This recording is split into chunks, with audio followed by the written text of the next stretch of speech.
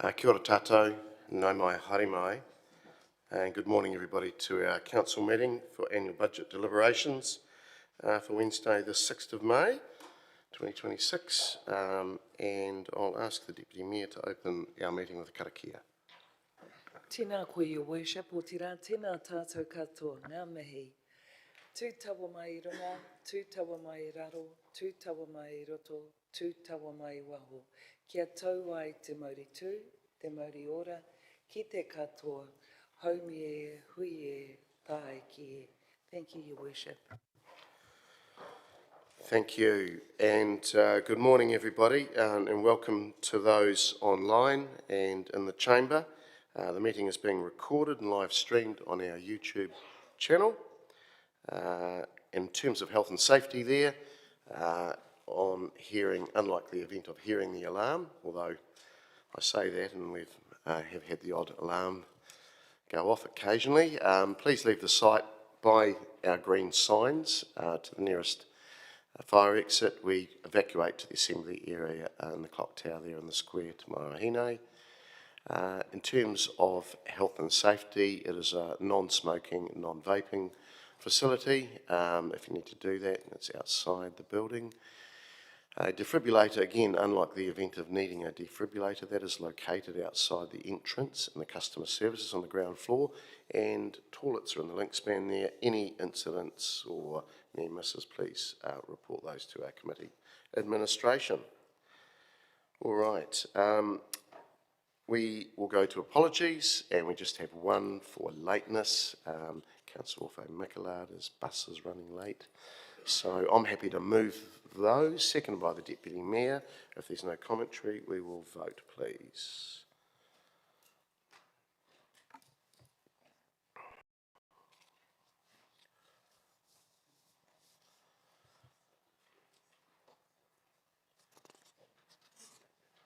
It's passed, 15 votes for and none against.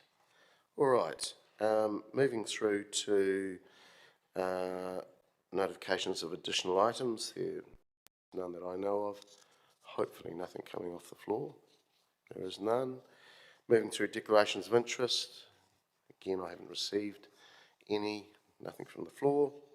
Right, we're going to move through to number 5, which is confirmation of our minutes from our public meeting of 25th of March 2026, and part 1 public and part 2 confidential.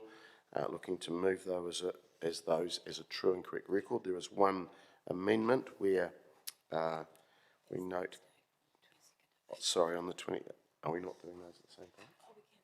Yes. If we could pop those in, please. We move those all together.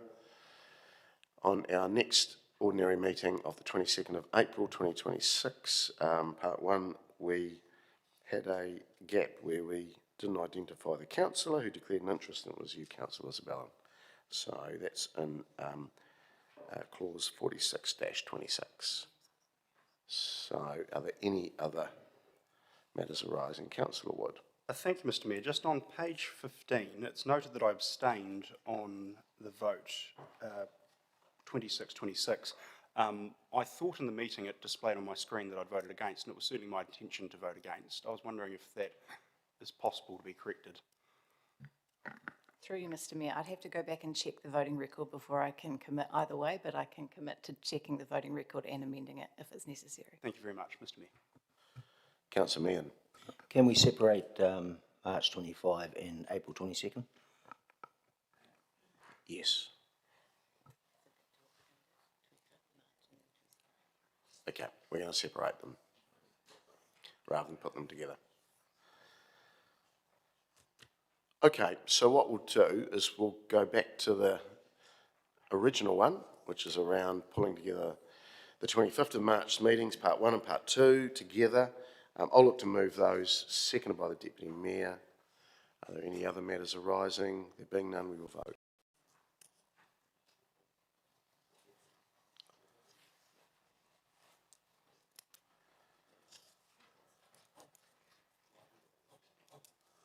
That has passed, 15 votes for and none against. We'll move through now to the 22nd of April meeting, and Again, I'm happy to move that, seconded by Councillor Dennison. Now, any other matters arising? There being none, we'll vote.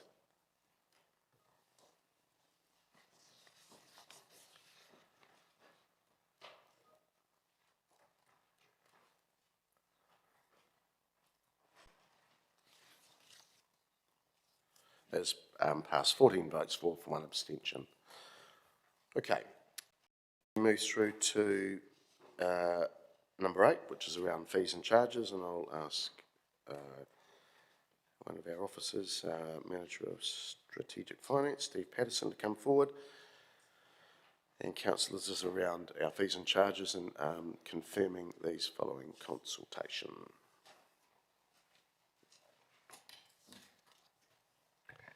Good morning, Mr Mayor, councillors. Back in February, you received a report about a whole range of fees and charges for the council and approved a whole batch of them for adoption, and a couple of them for adoption subject to a period of public consultation. And the two that had the period of consultation were the planning and miscellaneous charges and the trade waste fees and charges. And so this report back now is following that consultation.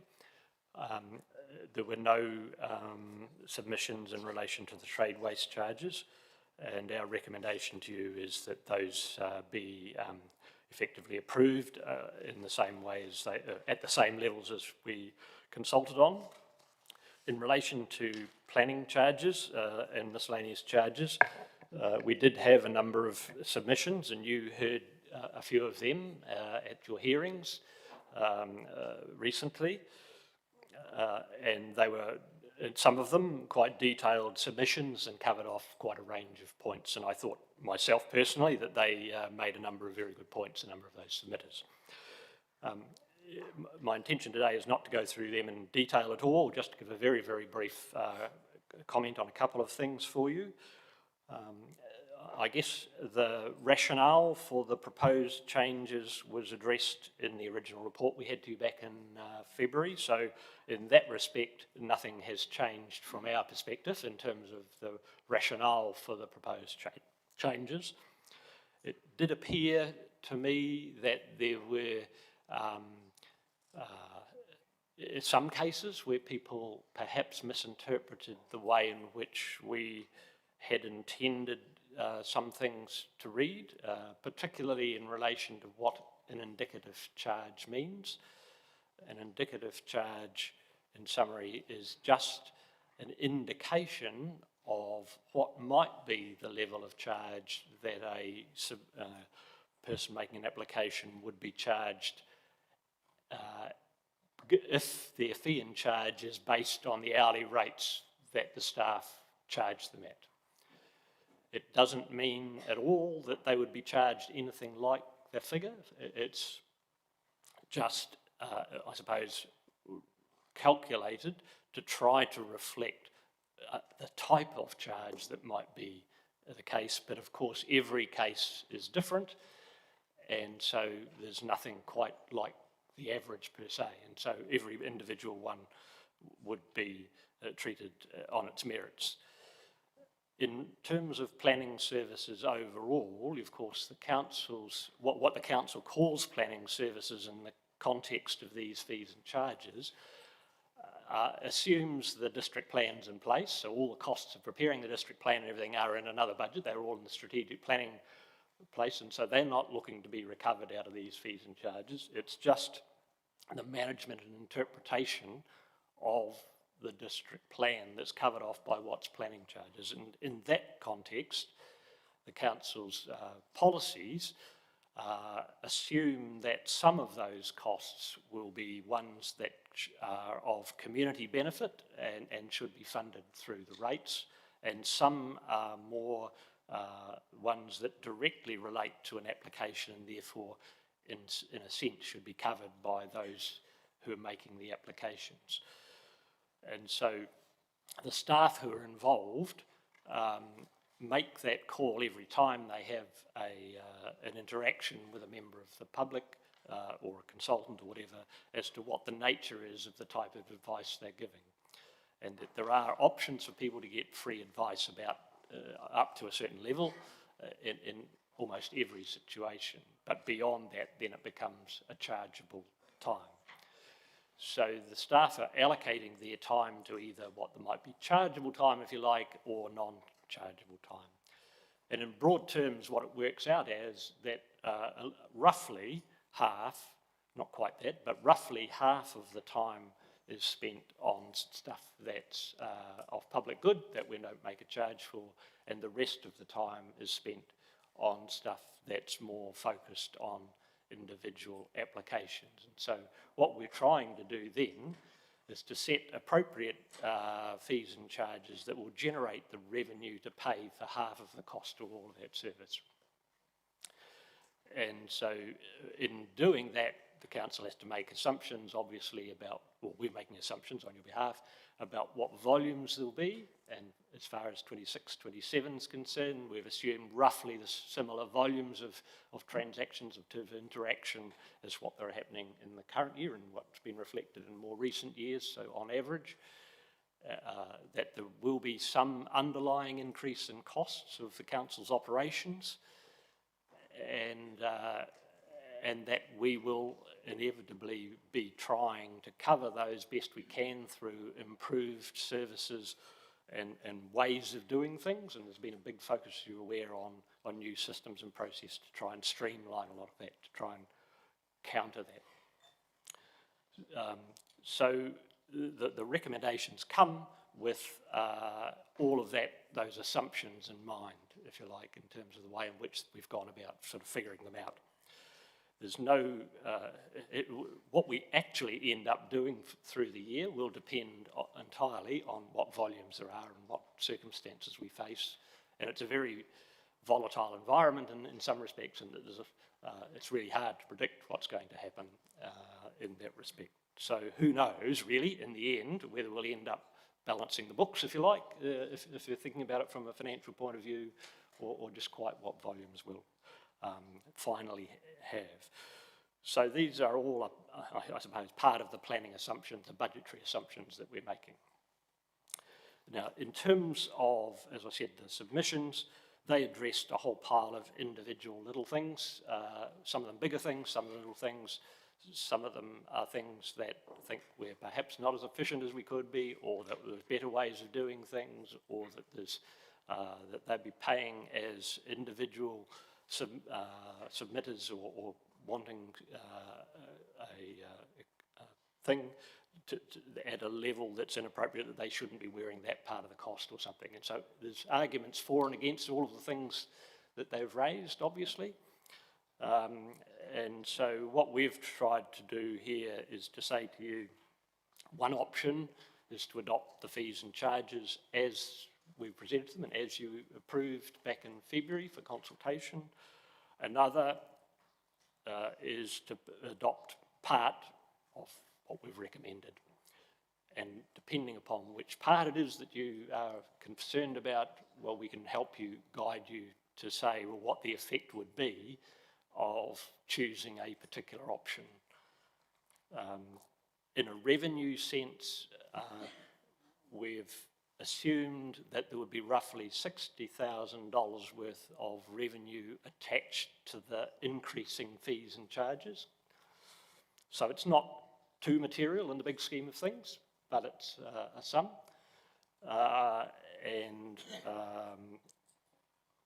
So, as I said, I've listed out in the recommendations here a series of things that range from adopting it in full to adopting them in part. I guess the test is, do you want to, I suspect that if you have a proposal that you want to have addressed, that you then say to us, well, how do you interpret that in terms of which particular charges you're going to have increased, because it perhaps not entirely straightforward as to quite, and we want to have certainty coming out of today as to what charges have been adopted and what haven't. So I guess there is just one tiny one that I've mentioned in one of the resolutions, which is to do with the domestic food business levy, which is a prescribed levy, and no matter, If you were, for example, to take the option of not wanting to approve any of the changes at all, in other words, leave the fees and charges as they are, we do need to ensure that that domestic food business levy is increased, because that's a prescribed levy that needs to happen. And so that's why that's specifically identified in one of the resolutions. So now for questions, I've got phone a friend alongside me here in case there's something that I can't answer. Thank you, Steve. So if I get this correct, and I think I've got it correct, if we don't support the recommendation and ask that planning and miscellaneous fees stay unchanged, but approve all the others, which I think you've sort of were alluding to in some of your commentary there, the assumption of that lost revenue is 50, 60,000 that you spoke Yes. about. Can that on a $2.2 million revenue budget be held within the department's efficiencies? Well, in the end, who knows? I mean, we will, obviously, if your desire is to want to not change the budgetary assumption, the organisation will have to try to figure out how to do that, and that 50,000 odd is not huge in the scheme of the big things, but in conjunction with some other things that we're addressing today, it might end up being on the margin, who knows? Okay, all right, thank you. I'll go to others. Councillor Johnson. Thanks, Mr. Mayor. Thanks, Steve. So the point was made about the concern about having the fixed fee so much higher that would reduce people's ability to appeal the costs. Is that actually the case? Kia ora koutou. I'm Jeff Baker. I'm the Planning Services Manager. The short answer is on paper, it can do. However, council, and it's delegated to my discretion, we can allow discounts below that figure based on the merits of an objection. Okay, so it is a bottom line. However, there is scope for us to to allow objections below that figure if it's warranted. Okay, so if we thought that we would want to keep the indicative charges and the flat charges unchanged, would that have any effect on the amount that an individual would pay for the services that they received? No. Okay. But it would, under the legislation, allow them to appeal charges if they were above the fixed rate, if they were unhappy with them? Yeah, it keeps the floor super low. Right. And would that be C in your options there, Steve?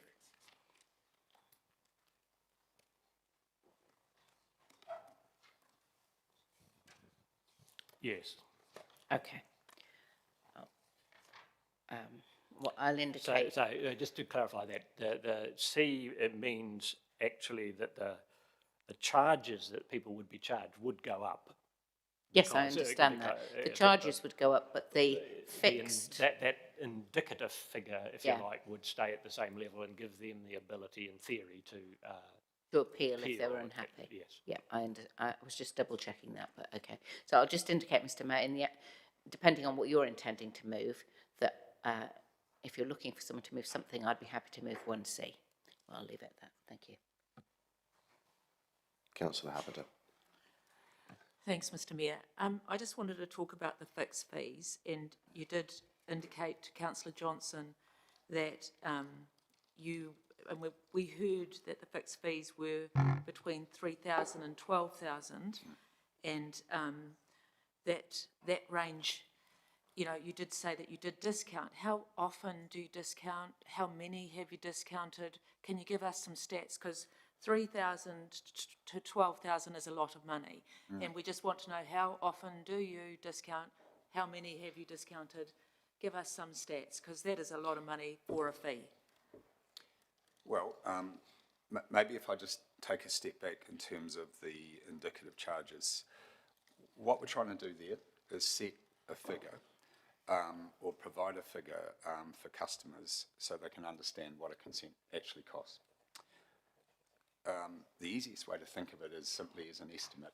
If a customer rings up and says, how much is it going to cost to do a resource consent of this nature, we're providing a figure. At the moment, the figure that they can find on the web is 3,200, thereabouts. The actual cost, if we average it, is around 12K. So for that customer, there's a significant disconnect between what they may think it's going to cost and what it actually costs when we go through the system. In terms of your questions about the number of consents that we've discounted and that sort of thing, be honest, I don't have the answer to hand. A high percentage of consents have had discounts because they've gone over time. I think last year we had something in the order of 52% of consents on time. So half of them, and we do about 500 a year, something in the order of 250 consents will have had associated discounts because they've been processed over time. So we've discounted because it's our fault that we haven't done them on time? I wouldn't use the fault. It's circumstantial across a whole heap of factors. Some of the things we can control, other things we can't. But ultimately, it's our responsibility to provide the discounts. But I wouldn't go so far as saying fault. Okay. The second thing I just wanted to raise was the hourly rate of being at 270 as the hourly rate, which seemed very steep. Have you got a response to that? Well, through the chair, it's difficult to say. It depends what the measuring stick is. Our fees hourly rates are high, and we have looked at 4 other councils in detail, and we've also looked at neighbouring councils as well, and it's true that they are higher. They're not hugely high.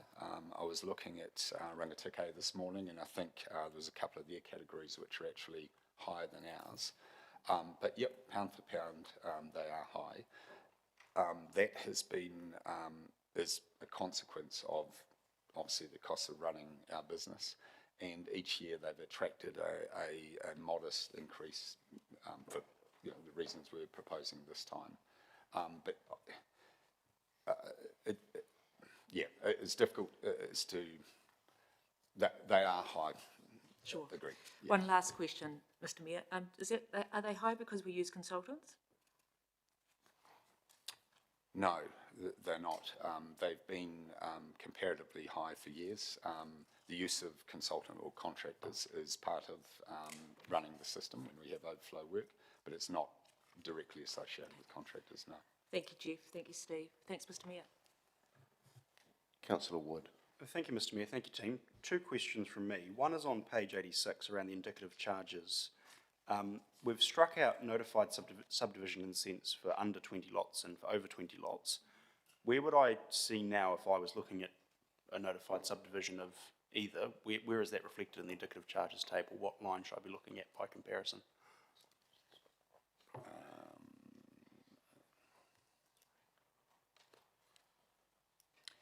It's the sorry, councillor. It's the top. It's the top categories. For example, you would see about 4 down in the table. You'd see notified land use consent, or full notification as it's described. The indicative charge was 100K for last year. In reality, that's been kept the same at 100K. So those are higher up the table. Thank you, that's helpful. So if I was doing a notified subdivision consent for, say, 5 lots, my indicative charge would be 100K, just as if I was doing a notified subdivision consent for 80 lots. I understand that's not what I'd be charged, but that's the indicative charge I'd look to understand what it might be. Yeah, on the surface, if you're simply looking at that policy, that's what you'd see. Yeah. Right, appreciate that. Over the page on page 88, regarding the hourly rate we charge out at, I don't know if I quite understood what you were saying in your explanation, Steve, around how we calculate those rates. So did I take it correctly to understand that you've gone, what's the total work that we do? Some of it's for the community, some of it's charged out, and we divide the charge out rate by the cost of all the work we do to find that figure? Is that roughly how that calculation is done, or did I misunderstand that? Way back, yes, in broad terms, that's basically it, and we know what we know from the past with the volume of consents that we've got, what sort of level of charge we need to make in order to generate the revenue that we've got. So there's a comparison back and looking at what we've charged in the past in order to generate that level of revenue for that number of consent applications and the amount of time that's involved. And so we can make that same judgment then about what we need to charge going forward in order to generate that same level of revenue, if you like, based on the assumptions about volume. Okay, so I understand under the RMA we're only allowed to pass on legally the costs of the work that's required to do that consent. Yes. If we've come to that hourly rate by just dividing our total costs by the number of hours we charge and then passing that on, how does that line up with our requirement to only pass on the costs associated with that consent application? Well, for us, the hours that we spend on a particular application are the hours we spend, and so there shouldn't be any doubt about that part of it. In terms of the rate that we're charging, that rate is what we believe to be reflective of the costs that we're incurring, both direct and indirect costs. So that, to us, is the cost of providing that service and is a fair and reasonable and can be substantiated in anybody. So even though we're only actually paying the officer, in most cases, half of what we're charging them out at, we're confident that the other half is a fair reflection of the remaining costs that we have as an entity? Well, based on all of the assumptions that we make about how we distribute the costs through the organisation, yes. And we're required, as you know, to distribute the costs so that you're not just reflecting the direct costs of the council. Like any business, you have to cover all your costs. All right, Mr Mayor. Councillor Barrett. Thank you, Mr Mayor. Thanks, Steve, and thanks, Jeff. On the subject of indicative charges, given that they are indicative, could we simply provide a range rather than having to land on a number?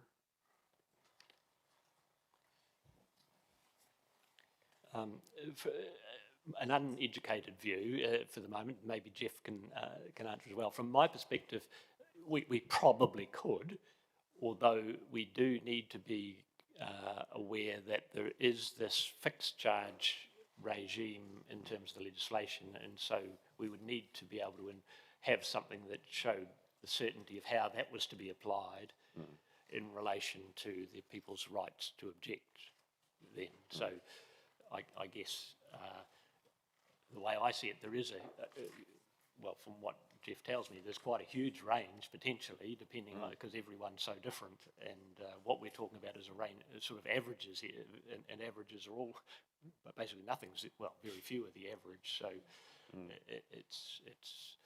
it's a moot point really as to whether you're going to be helpful in having a range, I guess. Thank you for that. Also interested in officers' views. There is some commentary that came through from submitters around their feeling that a bit of free quote-unquote time would be a net benefit to the overall system. What's officers' view around that, and what provision do we currently make in terms of if somebody just rings up, does the charging start the minute that they pick the phone up? Yeah, well, we provide free time. At the moment, we provide about half an hour free, should they pick up the phone or email, or pop into the front of house. So we are already providing some free time. There was some discussion about the use of the pre-application system that we run, where we charge $1,000 for that service. And that's been taken up. We've had about 150 odd people use that service, and it's been welcomed. In terms of free time on that service, the true cost of providing pre-application advice, I think we averaged at about $3,000 odd, but we have been charging $1,000 on the basis that that service level at the front end can make the consent go faster at the back end because you're getting across issues early. So there is free time in terms of time met by ratepayers that's been provided to applicants. Yeah. Cool, thanks, that's helpful. Mr Mayor. Councillor Dennison. Thank you, Mr Mayor. Thank you, gentlemen. Just in regards to the hourly rates, one of the submitters fed back to us, even before we increased these hourly rates, that they're assessed to be about 30% higher than the sector norms.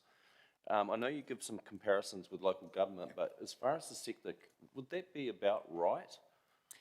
I personally don't know. I saw that and I heard that, and I'll take their word for it that it is 30%. I haven't assessed enough councils to say that. The ones that I have looked at, I think it was a little more in the order of about 20% in some of the ones we looked at. But they are, I know they're comparatively high when I've been through this exercise year on year.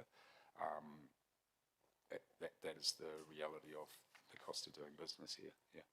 Can I understand the 20% you refer to, is that compared to other local authorities? Sorry, local authorities. Right. So we're even against other assessed local authorities 20% higher than what they charge out. It will be in that order. It'll be in that order. Just around, in the preamble, I mentioned around the assumption around efficiency gain. How would you describe our efficiency compared to just 3 years ago? Would it be about the same or better, or is processing taking longer, or can I just get a gauge of where we're at with efficiency? Yeah, I mean, and through the chair, I'd say efficiency is better than 3 to 4 years ago, through the changes we've made to various processes. That's what we can control in-house. In terms of what we can't control, which is the legislation, the additional requirements on us, elements of the district plan, I would say there's factors in there that make life more inefficient and take more time and more cost to process consents than what I observed about 4 years ago. Okay. And certainly what I've observed in my career. Such as what things take time, what extra time? Additional requirements in terms of managing natural hazards, specialist areas, community expectations around design and what's appropriate development near properties. There's a heap of scrutiny on that front, and that scrutiny that we have to undertake costs money, and oftentimes it's in technical areas which we don't have in-house, so therefore we have to contract in that resource. Just to delve down when you say about design and some of the neighbourhood expectation, would that come into the urban design elements that we have laid out and expect as a council? Yeah, at a high level, yes, it does come into the urban design world. However, we've always had consideration around design.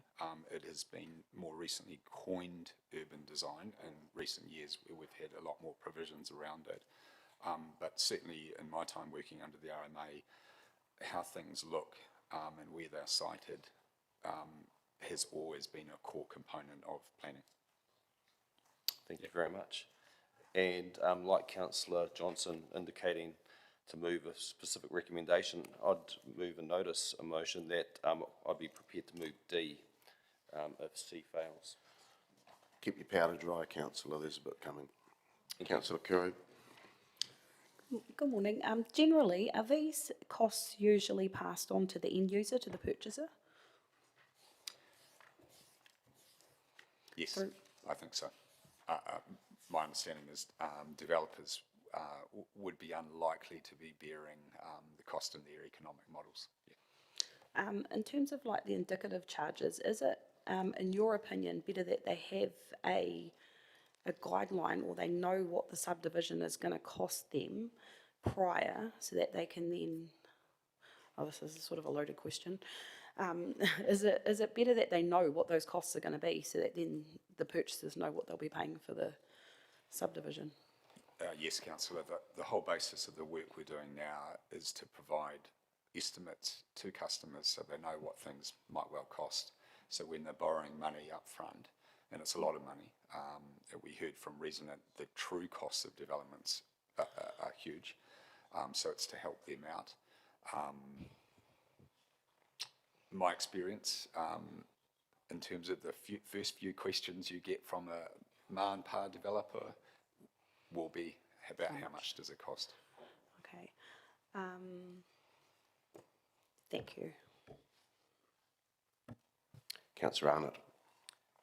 Thank you, Mr Mayor. Chamber, good morning. Thank you, gentlemen. Do you think maybe this council has higher costs to do what we're doing than some of the others around us with lower charges?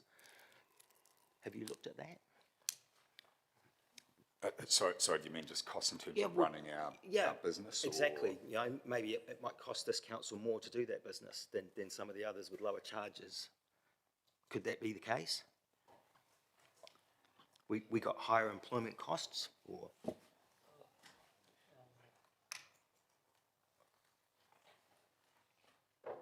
I'm not sure if we could say, you mean in terms of comparative councils nearby? Yeah, I guess that we're trying to claw back, yeah. I'm not sure that we would necessarily have higher employment costs than what surrounding councils would have. Okay. Thank you. Councillor Zabellon. Thanks, Mr Mayor. Jeff, you talked a little bit earlier about, in terms of indicative charges, being able to apply a sort of case-by-case approach to, with officer discretion, to sort of matching the indicative charge to the actual costs if that's lower.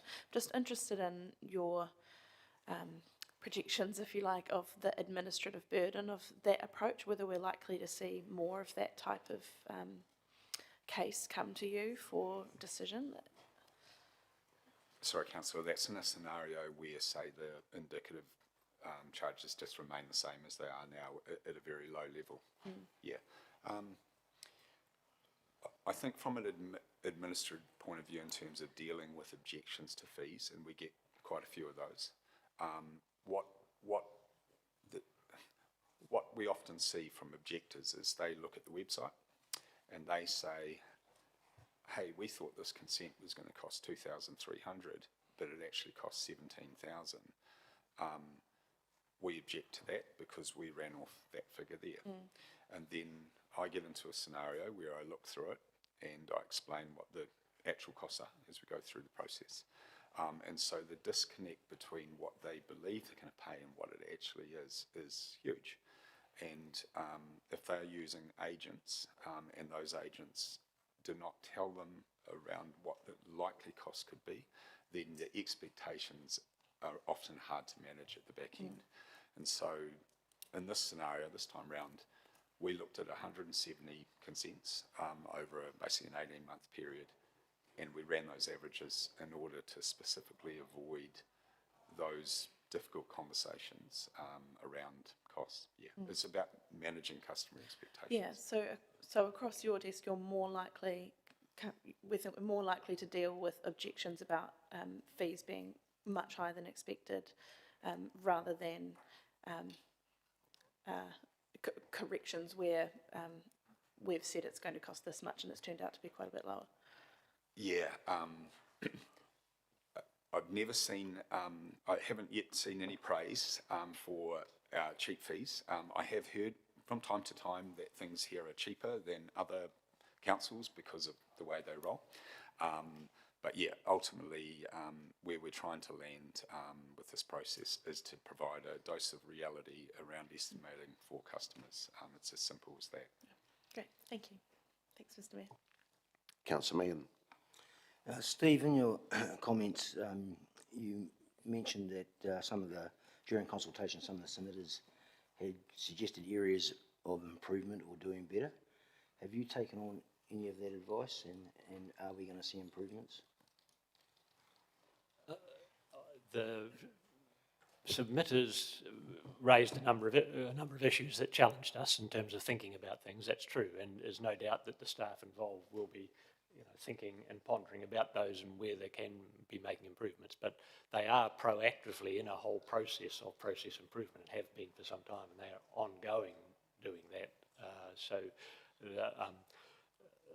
I'm not sure personally whether any of the particular things raised by submitters will be things that are picked up and changed, but they give us cause for reflect anyway.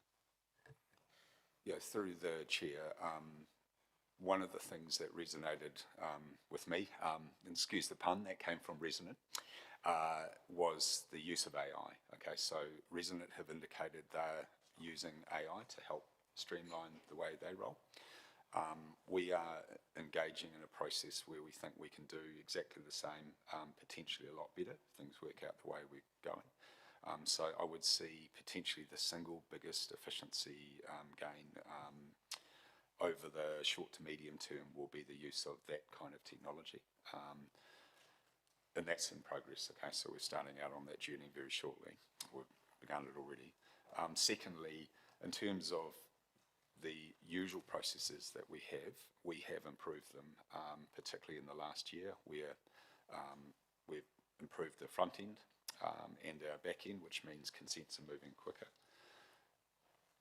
Probably the single largest improvement to our service is that 6 months ago we were staring down the barrel of a high reliance on contractors for the foreseeable future.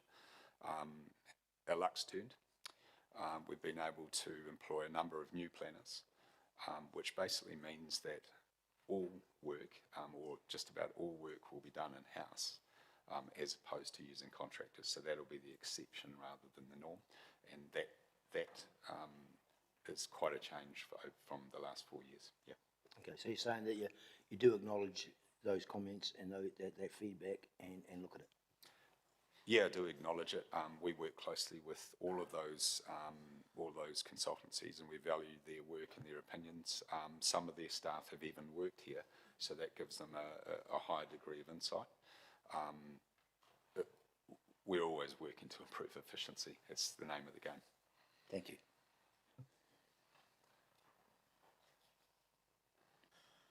All right, thank you, Steve, Jeff. So colleagues, we've got a number of recommendations there. I found them all a bit confusing because they had planning and miscellaneous and this and that, and I just wasn't sure what we were approving if we selected one. So I've drafted a separate one, and that council approve the fees and charges. No, that's not right. So that's not what I put up. So mine was around not approving the fees and charges for planning and miscellaneous services and holding them unchanged as the current year. So council approve the fees and charges of planning and miscellaneous as scheduled in attachment 2 effective from 1 with the exception of those, okay, all right, with the exception of those set out in pages 85 to 89. So effectively that's the planning and miscellaneous fees of the agenda, including flat fees, indicative charges, other charges, which will remain unchanged from 25-26. What I do want to say though is the other fees I think are fair and reasonable, and we've debated those previously. So colleagues, we've heard from the industry and other submitters that our fees are on the high side, and I did a bit of ringing round of some of my fellow colleagues yesterday on a number of things for us that we're debating today, and I did ask about this, and we are certainly on the high side when you compare apples with apples. And yes, the little guys around us are a lot cheaper, but I'm not sure we are comparing an apple with an apple. But we really should be comparing ourselves with the likes of Hutt City, New Plymouth, Whangarei, possibly even on the fringe, maybe Hamilton and Dunedin. So, but rather than just jumping to, so what I'm proposing is that we explore the fees in the department in more detail in the LTP. We've got a lot of stuff coming at us around simplifying local government, the RMA, the officer spoke about AI and the digital project, which I know is working along in the background and will have some impact for us. So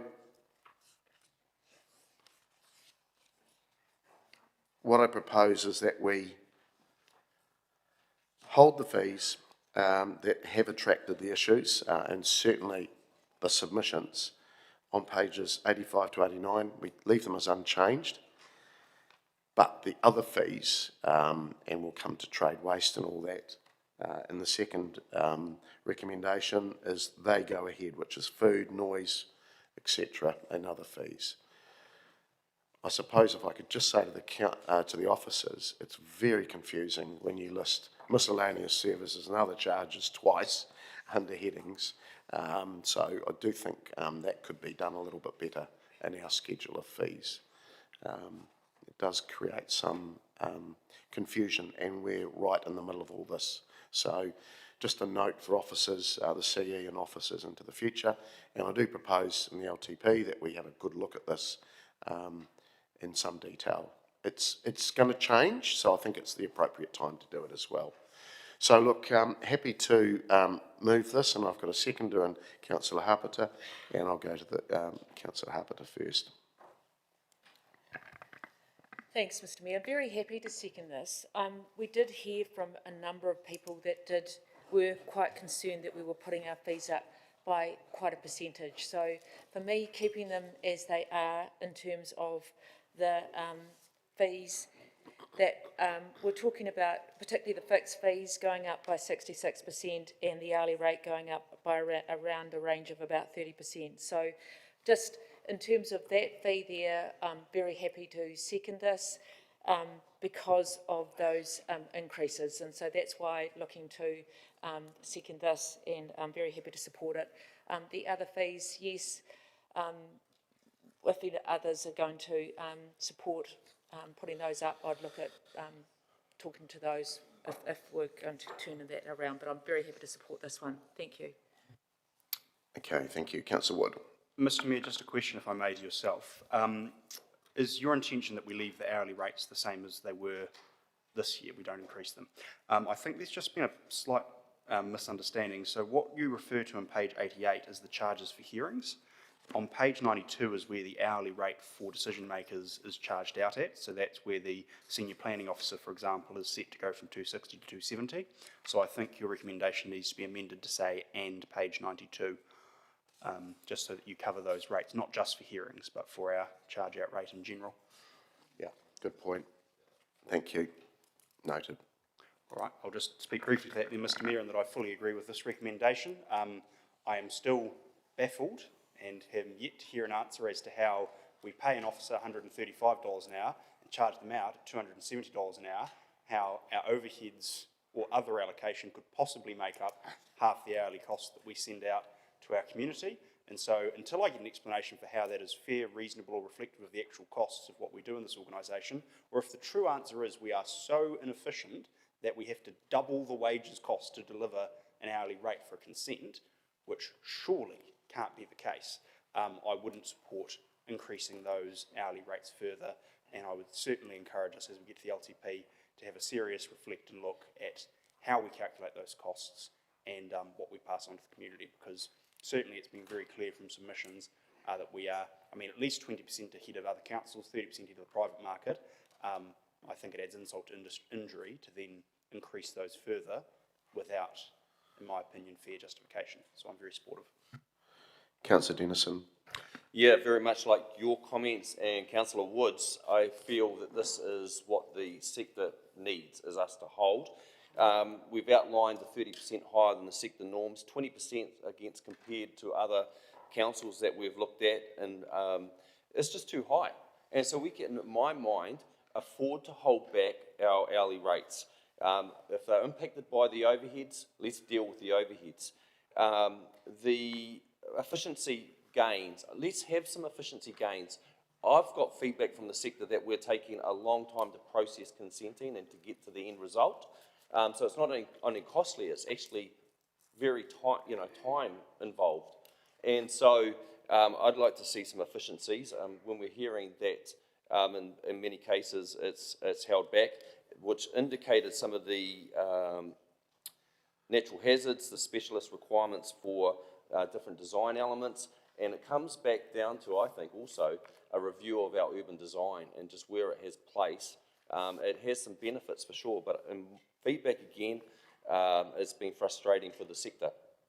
I want to indicate we're open for business, we want to grow, and when we inflate these prices up to whatever the actual costs are, I think there should be, when it was mentioned around a range suggested by Councillor Barrett, in questions at least, if we need further information on our website saying these are the application fee, but consents can go up to X figure, depending on the requirements, I think that's reasonable too. And so if there is a comeback, then it's a little bit more fairer expectations if we do that, and probably less objections potentially. So that seems like a really easy resolve to share that information. But I'm very strong on this. I'm going to support no change on the fees, no charge on the hourly rates, and for us to have a focus on efficiency. Thank you, Mr. Mayor. Councillor Johnson.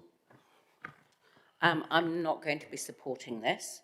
The first thing I want to say is that I did have some sympathy for the argument that was presented, that if we increase the fixed fee and the indicative fees, that would reduce the ability of people to appeal if the charge was over that.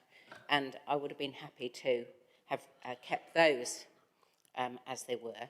I'm not happy to keep the charging rate as it was last year.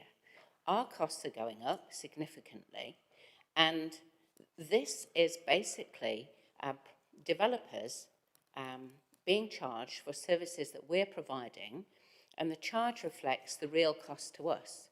Now, you can argue that maybe we should be more efficient, and certainly it would be great if we were more efficient, and then we could reduce the fees. But keeping the fees the same in the face of not actually being more efficient is just going to cost us money as an organisation. And going into an annual budget round where we're charging every single ratepayer the exact cost of providing recycling services and rubbish removal and water, and we're not saying to them, well, you know, we're just going to hold these costs for a year because, you know, we think we might be able to find efficiencies. I don't understand why we're doing this for people that want to develop. As I think Councillor Curry pointed out, all of these charges are recoverable by developers when they sell the site, whether it be the subdivision or with a builder, with building on it. So I really don't understand what we're trying to achieve here, other than squeeze our own budgets to basically give more private good to developers, and I just can't support it. So there is an argument, I think, for keeping the flat rate as it is, because that doesn't actually cost us money to do, and it gives people more appeal rights, and I was sympathetic to that.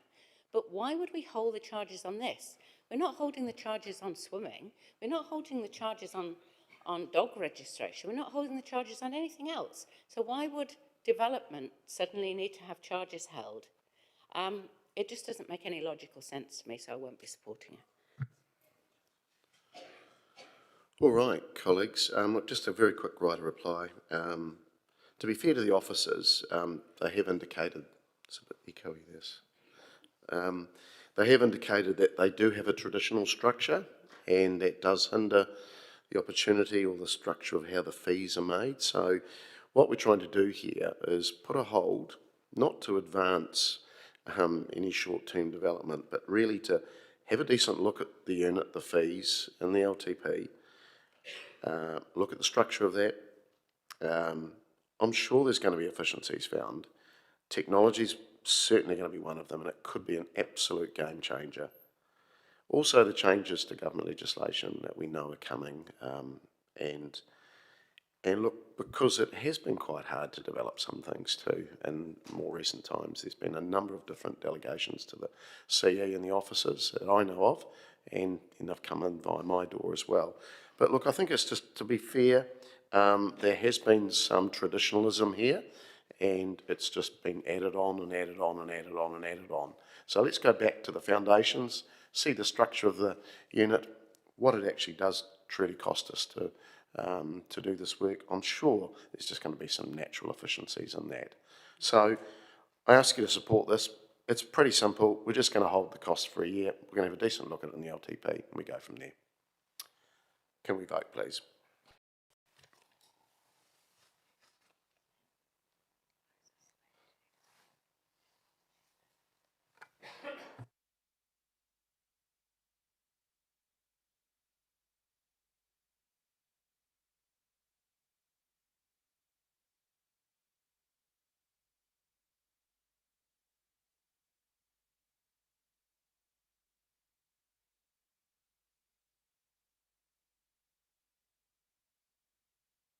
and that is passed 11 votes for and 5 against. All right, we will now come to the trade waste. And this is around approving the trade waste services as is scheduled in attachment 3, effective from 1 July 2026. I'm happy to move that if I could have a seconder. Thank you, Councillor Dennison. Colleagues, there was no submissions on this. This is an example of bringing the industry with you. I think the officers and the council have done a tremendous job in showing that trade waste is a cost of doing business and shouldn't really be borne by the ratepayer. And not every council has done this. And this has been a gradual journey over the years, and just want to acknowledge especially Mike Monaghan for his work in this space. So happy to move this and look for your support, please. There being no other speakers, we'll vote.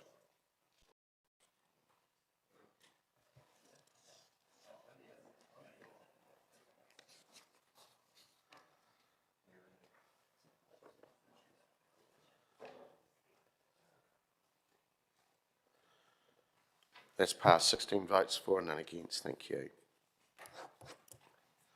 Right.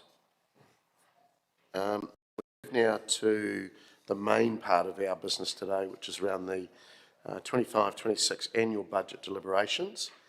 And colleagues, we're going to split this up into, as we've done in the past, into different, we'll have Cameron Mackay, our CFO, come and speak to the report in general, and that's on pages 95 onwards. And we'll then break it down into different categories. So capital growth, capital new, capital renewal, operating budgets, and operating programs. Then we'll do the rating assumptions, or setting the rating assumptions, and then obviously any additional recommendations. So, right, Cameron. Sorry, before you guys speak, Councillor Johnson. Just a question, Mr. Mayor. I wonder if we could just take it as read in the interest of saving time and just go straight to questions. Just before we get an answer on that, were you going to speak for long? No, it was going to be a brief intro, really, just to cover off the core aspects that you need to be aware of. Okay, we'll just do it very, yep, I understand where you're going, Councillor, because there's a bit to get through. I think we'll just do a very brief assumption where we are. Thank you. Yeah. Thank you, Mr. Mayor and councillors. I will try and keep this brief. So, as you know, we went out and consulted on a plan that had an indicative rates increase of 4.9%. What you have in front of you today, considering some changes that has occurred in that time, is a starting position of 4.4% rate increase. There's a couple of key things I just want to highlight. So, during the period, the officers have looked at the capital program around deliverability, particularly looking at how we are delivering currently, made an assessment of carry forwards, and then reassessed the deliverability of the program for next year. Secondly, we have had to increase some budgets, primarily fuel. The cost of oil is volatile, to say the least, but we do consume a lot in that space, particularly with our waste and recycling service, our in-house work crew with heavy fleet and the like. So we've added $1 million to the fuel bill to account for that. Is that enough? Is that too much? That is a very difficult thing to say, because the price changes regularly, and in some respects that's out of our control. If it's not enough, we'll have to be coming back in during the course of the year to explain what's happening. but based on where we are now, we think that that's a fairly reflective position. And I think I'll be happy to take questions from there. Okay, there are a number. Councillor Barrett. Thank you, Mr. Mayor. Thanks, Cam and Glenn. A few questions here. One is just around the summary analysis of submissions, which has taken a different approach this year in terms of how the information is extracted and then how it's presented to us. I didn't see within it any what I would think of as sentiment analysis, like it would say that, you know, we got feedback around transport, but it didn't give us much insight in terms of whether that was positive or negative feedback. Well, I'm just, I guess, interested to know why we've taken this approach and why we have less information available to us than we have in the past.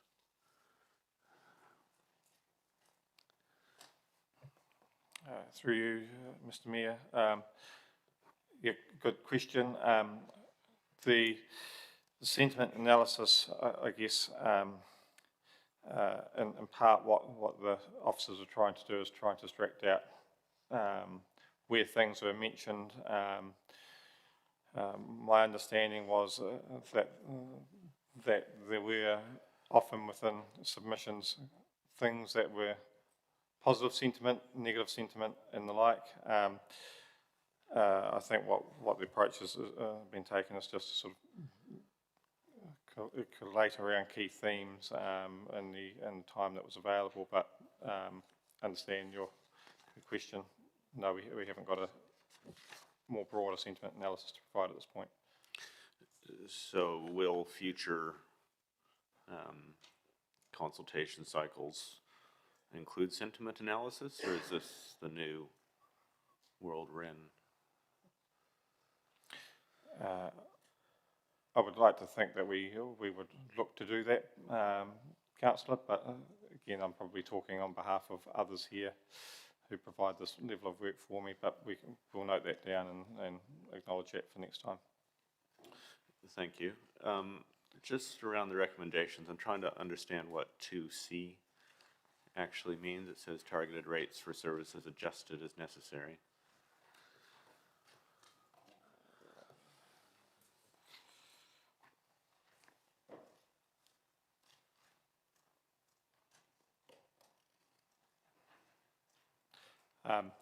Through you, Mr. Mayor, what that means is based on your deliberations today, you may make changes in front of you, which may then change or alter slightly the cost structure of the activities that have targeted rates.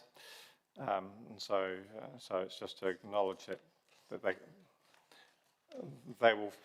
they'll be on the same basis as they have been prepared in the past, but depending on what ultimately the budget you decide on today will determine the ultimate targeted rate for those activities.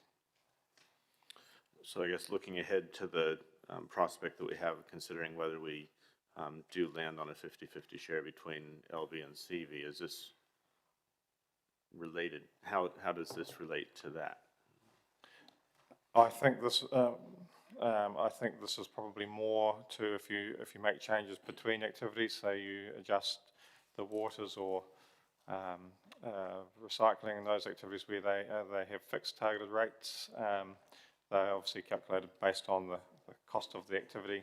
In terms of the CV-LV split, we do ensure that we are looking at an activity split that achieves that outcome of 50-50. Great. Thank you. Just on the fuel cost response, obviously there's been a budgetary response proposed there. What have we done to look at our consumption in the year ahead? Through you, Mr. Mayor, we are actively monitoring consumption, but I guess where the primary cost lie is in our more in our heavy fleet. With our rubbish and recycling trucks in particular that travel the city streets every day, that is where the bulk of that cost lies. There are some with the diggers and so forth, and heavy transport to do with our in-house delivery program for the capital program, but by way and large, the bulk of it sits in rubbish and recycling. So there's been no change forecast then? There's a very limited opportunity to alter how we do that. The vehicles as they are, as far as I understand, are fully utilised unless we were to change the type of vehicle. That's helpful. And just so we can put that $1 million figure in context, what was the typical fuel bill before things went berserk? That's a good question. I don't have the specifics to that to hand, but I can probably find that for you. Great, thank you. Other ones are around specific matters, Mr. Mayor, in terms of specific recommendations. I might just pause there. Thank you. Councillor Wood. Thank you, Mr. Mayor. Thank you, team. Starting on page 98, there's a few notes here around how transport reseals and resurfacing have had a circa 25% increase, and construction, rehabilitations and renewals have had a circa 15% increase. Do we not have a fixed contract with Fulton Hogan on how much they're going to reseal and deliver in a year? The standard transport council contract throughout the country, councillor, is around a measure and value contract, and one of those reasons is exactly fuel costs. You never really know how much from year to year your bitumen, your fuel costs are going to make up. While they change every year, the scale of this change this year is something we haven't encountered for a long, long time. Not having a fixed amount of kilometres allows us to dial up or down, for instance, the difference between chip seal and asphalt, and depending on how the weather conditions are, what the usage are. If you've got a new subdivision going at one of the end of your roads or forestry, you can then move throughout the different types of sealing. Okay, so does that mean we wear that full cost? Fulton Hogan doesn't wear any of it? The way that the typical transport contract is set up is that the council or the client takes the risk of fuel escalations. NZTA publish indices, and NZTA is co-funder on transport. And to recap, that NZTA typically pay about half of our contract, transport contract. I'm not aware of any council that doesn't use an NZTA funded cost adjustment factor indices, which takes the cost at time of tender and escalates actual costs at the month that the contractor is undertaking the work. And in the context that these contracts are quite long term, typically, that's the adjustment factor. Okay, so the ratepayers take the full hit. The private company that's doing the contracting doesn't wear any of the increased cost of bitumen, of diesel, of none of it. We cover it all as a community. Typically the contractor at the time of tender bears the risk, and you go through a tender process and set those rates, and then it's adjusted the international volatile price of fuel and oil. When you say they bear the risk, though, isn't this paper evidencing that we're the ones bearing the risk because we're the ones having to pay the bill when prices go up? I don't understand what you mean. I'm sorry, Glenn. With a transport contract, at the time of tender, rates are agreed for things like resealing, chip sealing. You tender at your best available knowledge at the time, and cost indices take out the volatility and risk that both parties have. If you want to have a lump sum tender, there is risk involved. Typically, the client, the council, is best placed to take out the extreme swings that we're seeing at the moment through cost indices, and that allows the true cost to be passed on to those base costs of tender time. Okay, so if we're wearing the cost and Fulton Hogan is carrying operating as normal, there's no incentive for them to be more efficient in their vehicle delivery. There's no incentive for them to procure at a better rate. There's no incentive for any of that because it all just gets, or primarily all just gets passed on. Is that what I'm to understand? That they could keep running 20 vehicles on the road when they could have been running 15 because, oh well, the ratepayer's covering it. Not really. The more efficient that any contractors can deliver the work, the more work they get, the more units of work they can get, in theory, the more profit they can do. So there is a strong driver for all our contractors to work more efficiently. Also, tender time comes around, renewal time comes around, and if any of our contractors are out of sync with the market, that catches up with them. All right, thank you. Moving on then, I've got a few questions on some programs I'm interested in. On page 142, program 99, new vehicles and plant to enable the delivery of improved council services. There's $200,000 in the budget, capital new there. What does that do?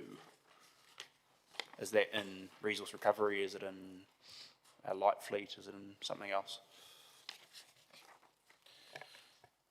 Through you, Mr. Mayor, it's what that does and what that enables is things like, I'll use examples of what we've used it for in the past, things like where we might, for argument's sake, go and get vehicle management signs instead of hiring them. They have a really short payback period by owning them ourselves rather than going out and hiring them. Where there might be a piece of plant that makes a job more efficient and more effective for our works crews in-house, it enables the purchase of those. That explains it. Thank you, Ken. On page 143, I'm interested that going forward, the Ambley Avenue Bridge program has a $21,000 additional operating expense line associated with it. I would assume monitoring is a part of our standard practice for all of our bridges, particularly after the Ambley Ave incident. So when we say there's 21 grand a year of operating expenses, what is that? Yeah, certainly we want to ensure our bridges are fit for purpose and remain standing, Councillor. That is for the professional services that we get, the bridge inspections, for the riprap, for the rock armouring, I should probably call it, around the base, for the cleaning, for the management and ongoing maintenance of that structure, which was $8 or $9 million, and that's additional over the couple of culverts that maybe weren't set and forget, but the culverts were very minimal maintenance and compared to such a large-scale bridge. Okay. Thank you for that. On page 148, regarding the new multicultural facility, I'm trying to recall the debate we had 3 years ago. I recall part of the rationale for us putting the multicultural facility in our own building rather than somewhere else is it reduced our operating costs. There's $41,000 of operating expenditure there. I assume there'll be a revenue line associated with that that will be paid a nominal lease for the use of the space, or what would that look like? Yes, I'm getting a nod from the property team. Right, thank you. And my last question was on page 149 regarding the CET arena. The proposed 3-year council share is 20.4 million. My understanding is the arena project itself is 17.5. Is the remaining 3 million there for the field realignment or something else? Or has the cost of the arena project gone up and we haven't been informed? I'm assuming that's not the case. Might just get some advice on that one, Councillor, 1 minute.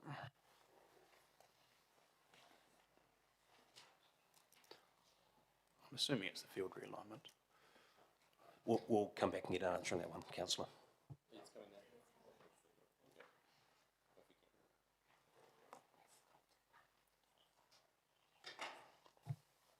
Sorry, apologies, through Mr. Mayor, Glenn Bunny, Property Manager. The Arena 5 project budget has not changed, but I'll have to get confirmation of what that additional circa 3 million is, Councillor. That would be very helpful, thank you, Mr. Mayor. Councillor Johnson. Thanks, Mr. Mayor. I do have a number of questions. But I guess my first one is, now that colleagues have agreed a $60,000 subsidy for developers, where will that money be coming from?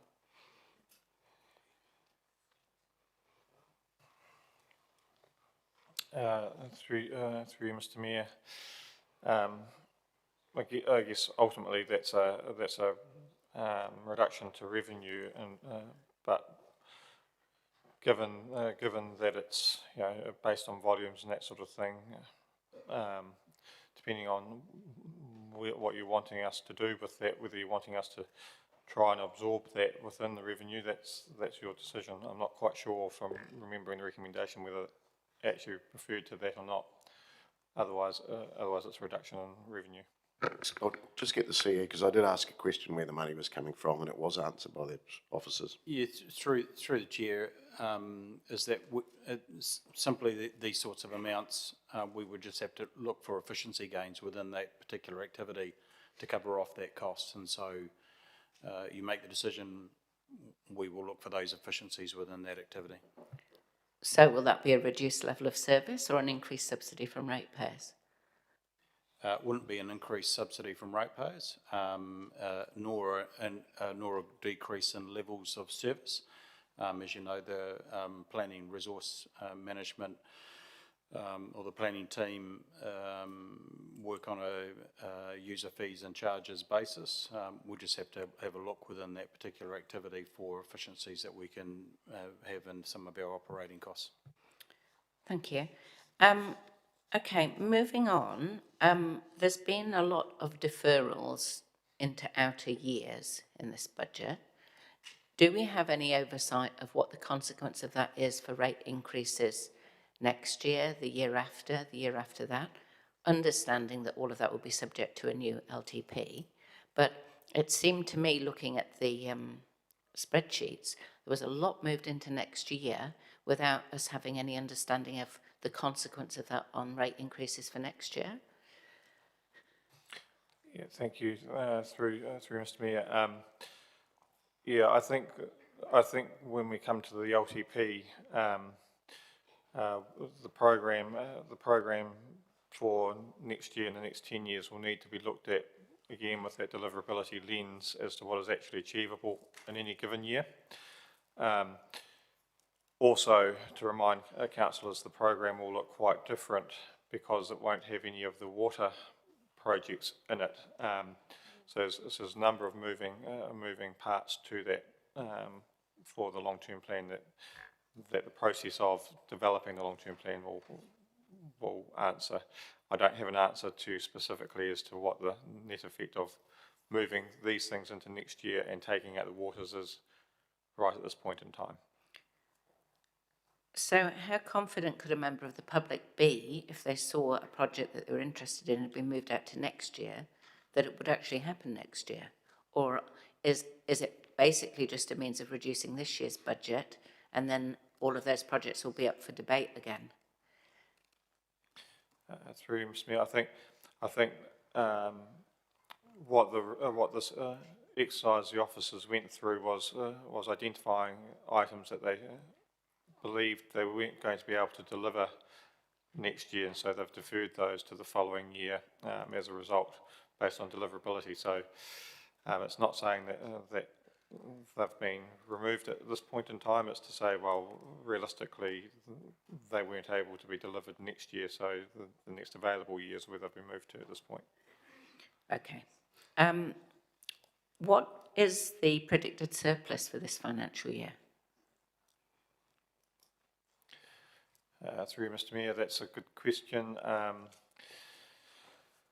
and it's one that's obviously with caveats around things like fuel, because that's eating into it. But I think we are sitting somewhere around the 4 million mark at the moment in terms of operating surplus.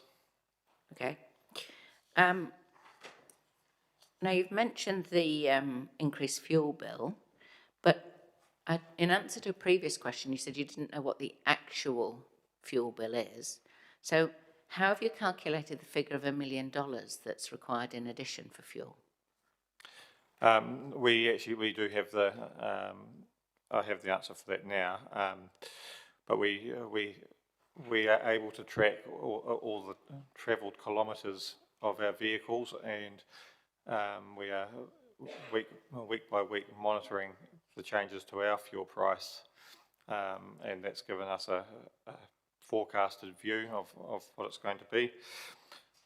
So the usual bill's around 800,000 to 900,000 a year. Diesel's more than doubled for us, And so we're looking at an additional $1 million at this point in time. It just seems a suspiciously round figure. No, it is worked off. It is worked off what we think the average, the daily increase charges to us are at the moment based on fuel. Yeah, it might be $1,050,000. It might be 950,000, but that price is changing.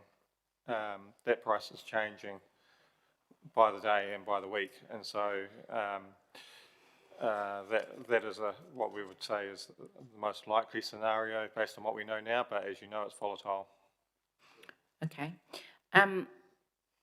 The low carbon fund, and there are a number of other sort of carry forwards as well, but the low carbon fund in particular, only half of that has been spent this year, approximately, and $500,000 has been carried forward so that the budget for next year is 1.5 million. How confident are you in the deliverability of that 1.5 million? I'll need to defer that to the GM. Yeah, through you, Mr. Mayor. We are confident. The reason that there's a significant carry forward is we've been working with ECA with a significant subsidy of approximately $400,000 from ECA to the low carbon project to get solar onto all the emergency management buildings across the city. So it's ultimately been a slight delay in that project in terms of working with ECA to secure the funding, but also follow the procurement processes that ECA have and the council have. So that's more a timing of a project that we're working with ECA, but we're still confident that the balance of that fund, there'll be sufficient projects for the following year. Okay, thank you.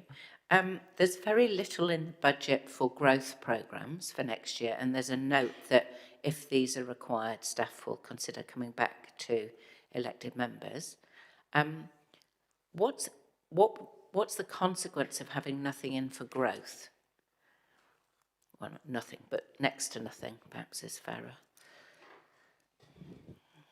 The consequences, Councillor, is hopefully we're trying to match our budgets that we're setting with what's happening out on the ground and the developments that are happening out there, and we're trying to get the timing right. The consequence is if we don't have the funding available when the market change and some of these developments kick off, that we lag behind the markets, the developers, which would constrain growth and people being able to buy sections. What we hope we're indicating is if some of these developments change and go quicker than what we're estimating at the moment, we will bring a paper back to council as soon as we can to seek bringing some of this money forward so we can deliver the infrastructure needed to match the development. Okay, thank you. Now, regarding the Ascot Street safety improvements, when that came to committee on the 1st of April, so barely a month ago, the estimated cost was 30,000. Now I see in the paper it's 36,000. So can you give me some explanation of why that's gone up? Yeah, when which is actually me, when I delivered the paper to the council a month ago, that was a time when we were first experiencing these massive increases in fuel and diesel costs, and I said at the table, if I was writing that paper again, I'd add 20% onto the cost, and that is the 20% of the cost increase. Tacking on to what Cam said a bit earlier about fuel costs, it may be that it's not actually that expensive, the increases when we come to deliver the project, but that's my best estimate now of what the cost could or should be. Okay, thank you, I understand that. So at the time that it was agreed, it was planned to be done in this financial year, and I understand it hasn't been able to be done because of the short amount of time, but why was it not just carried forward? Why do we now have to put it in as a separate line item, given that it's already been voted on and agreed? The question that was posed to the gentleman next door to me, Cam, was around could it be delivered in this current fiscal year. I think, Cam, correct me if I'm wrong, we intended or we hoped to. When we went back and reviewed the project and what was involved, the safety audits, the work, we couldn't deliver it in this current fiscal year. No, I understand that, but why was it not just a carry forward? Why am I required to put up a motion to put it back in, given that's already been through a vote and been approved? Yeah, through you, Mr. Mayor. Because the way in which, if it was to be delivered in the current financial year, it was to be delivered within savings of existing budgets in the current year. You didn't actually put a budget in for it. It was to be paid for out of not doing something else that we thought we might have had some room for. And therefore, the process, as far as I understand it, as it needs to then form as a program for the budget to go in for next year. So, Okay, I'm a little bit confused here because I've just been told that an extra subsidy of 60,000 could be found in the planning department through efficiencies, but apparently an extra budget of 36,000 can't be found in the roading department. Yeah, given that we've got a $4 million surplus this year, it seems I don't understand how sometimes things can be found within efficiency, and other times we have to put an extra line back in the budget. Can you help me as to why that is? I think the way in which this has been treated, Councillor, is similar to some of the other referrals to the budget. So it's been treated in the same line because we weren't able to deliver this specific thing within savings and within the existing year. That means that the surplus that you have in this year isn't actually the surplus for next year. So if the team were able to say, well, there's something within their budget that they could reduce by, but they haven't said that at this point. They believe that given the cost pressures on them in the transport space specifically, they need to have the additional budget to put this one in. Okay, I'll leave it there for now, Mr. Mayor. Councillor Naylor. Thank you, Mr. Mayor. Just three questions from me. The first one relates to the reduction in the capital program, particularly in the capital new and capital growth, which is about a 13% reduction on our draft. Are there corresponding savings in the operational space and the professional services space as a result of that reduction? And if so, where would we see that? Through you, Mr. Mayor. Good question, and I don't know wholeheartedly, hand on heart, because I don't know the individual specifics of a program, but most operating costs kick in the year after something is constructed. So it may be that it's actually probably more of an impact for the year after at this point. And what about the professional services that are sometimes required to get those projects off the ground? I didn't see any reduction there. And I guess someone can help me here, but my thought on that is that projects that have been deferred are ones that perhaps already have gone through some of that process of a design or what have you already. If it was a design project and it's a capital project, those budgets all move into the following year. But in terms of the operating professional services, I'm not sure why they would necessarily reduce for capital programs moving at this point. Okay, thank you. The second question relates to, on page 107, the financials there, the all other operating expenditure or expenses, which has increased 3.5 million from 84.7 to 88.2, and I see that the breakdown of that is in attachment 4 on page 134. The one that is itemised as other expenses there, it talks about the fuel budget, which I think we understand is 800,000 or $1 million. But then it's got another item there, arena management contract, increasing charges and recovery for catering on charging for events. And that, the difference between 17.5 million and 18.8 million, I mean, that still leaves quite a few $100,000 additional expenditure. And I'm just wondering if there's a corresponding offset to additional revenue to cover that, or what the explanation of what that additional costs is. Yes,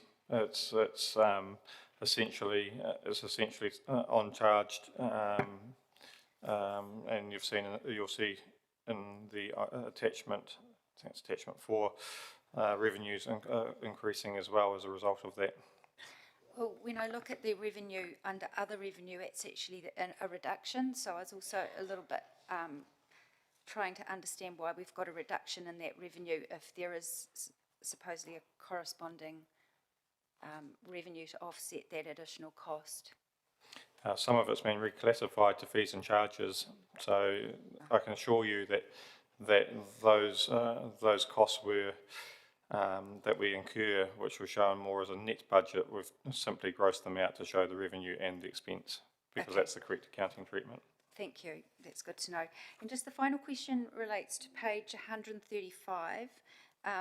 It's just the City Ambassadors Program 1539. The comment out to the right-hand side is, because that's shown as 0 now, and the comment is that program has been incorporated as part of core operational budget. And I'm just wondering at what point those decisions get made, because then, I mean, I'm not sure how many other programs are like this, but then there's completely lost visibility in terms of elected members having any understanding of what that activity costs. I don't have the answer specifically to this program, but the answer through my phone a friend is that this was something that's more a correction than a change. What are we saying? As in direction from elected members? It was an error in the long-term plan, so it was actually meant to be part of the operating budget. That's what I'm understanding. But I might have to correct that for you. I have to ask further questions. So when items or programs like that are incorporated as a part of the core operational budget, so we don't see them as a program anymore going forward, am I correct to assume that becomes a part of overheads? Not necessarily part of overheads. It becomes part of the activity that delivers that service. So if it is part of an activity that is one that that the community basically receives by way of direct service, then it's not an overhead. It's a service delivery. Okay, and if there is... Perhaps I can just help with that as well. I do recall a couple of years ago when this conversation came up as well, that programs that effectively became operational business as usual ended up going into those particular activities, and programs were set up in such a way that if they had a start and finish point, they only went for a certain period of time. Those were pulled out and highlighted, and I recall that conversation a couple of budget rounds back now. Okay, so when that happens, what's elected members, what is our way of understanding if there's been a significant increase to the cost? I mean, I'm not meaning to pick on this particular program, but just in general, when activities are transferred across to be a part of the core operational budgets, what's our mechanism to understand whether there's a significant increase in the cost of providing that activity, for example? Through you, Mr. Mayor. So if you recall, prior to Christmas, we had a more detailed breakdown of budgets at an activity level where the operating budget aspects are explained for what's driving their changes, so that if there is a specific thing that is driving that change, that will be outlined when we explain what the movement from year to year of an operating budget is. Okay, thank you. That's all from me, Mr. Mayor. Councillor Bellum. Thanks, Mr. Mayor. Thanks. Lots of my questions have already been asked and answered, so that's good. I had a couple of specific ones.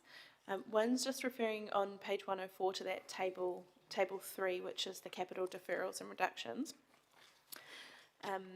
There's a couple of things on there I wanted to ask about. One was the data collection devices for stormwater monitoring and planning has been reduced from 106,000 to 20,000, and I wondered what's the effect of that decrease.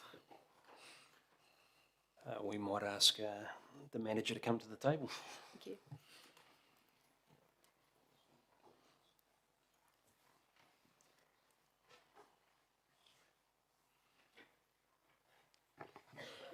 Mike Monaghan, Manager for Three Waters, through the Chair. Thanks for the question, Councillor. Yeah, it's basically just pushing that programme out a little bit. We've got some more design to do, some more investigations to do. Not quite ready to deliver that yet. Okay, thank you. I have some more waters questions, so you might stay put. Other question for that table is that there are quite a lot of water-related services that have been picked for deferral, and particularly some in Bunnythorpe. There's a stormwater asset improvement, which has been zeroed, wastewater network upgrade, which has been zeroed, and then a wastewater reticulation renewal, which has gone from about 400,000 to 20,000. And the narrative there is it's deferred to offset increases due to the carry forwards and to ensure the deliverability of overall CapEx. Just as per what Councillor Johnson was teasing out earlier about the sort of transfer agreement and handover to Central District's water looming, what we kind of think the impact of these deferrals might be in terms of our ability to ensure they get prioritised. Yeah, thank you. I think the second part of the question is difficult for me to answer right now. The first part of the question is more around some of these programs are still in the pre-design stage anyway, so not ready for deliverability yet, but they will find their way into the water services strategy as we get to starting to build for that, which, as you know, is the new version of the LTP for the waters. But yeah, so all these programs that are here now will be discussed and considered to go into the water services strategy. Okay, so the water services strategy will get that sort of level of granularity. Yes. And so we're not looking that these things might fall through the cracks, but they might perhaps be having to be sort of reprioritised in the context of there are other councils in the mix with their projects to be prioritised accordingly. Yeah, and just to be clear, Councillor, it's probably not my position to speak to what CDW will do, but that's the plan, is to take all the programmes and all the current LTP programmes for waters and consider them with the other two councils. Okay, thank you. I had two more questions, but they're not about waters. Right. Thank you. I had a question about Program 902, which is the seismic strengthening program, and we've got $1 million in there for this year. Just wondered, what are we getting for that this year? Is that the Regent work? How are we progressing on that? Sorry, could you repeat that question? Yeah, sure. It's Program 902, the seismic strengthening, and there's $1 million in the budget for that. Wondered, what are we getting for that $1 million this year? Is that the Regent work, or is there other things happening? What was that program, Councillor? Sorry? 902. That's page 146, if that helps.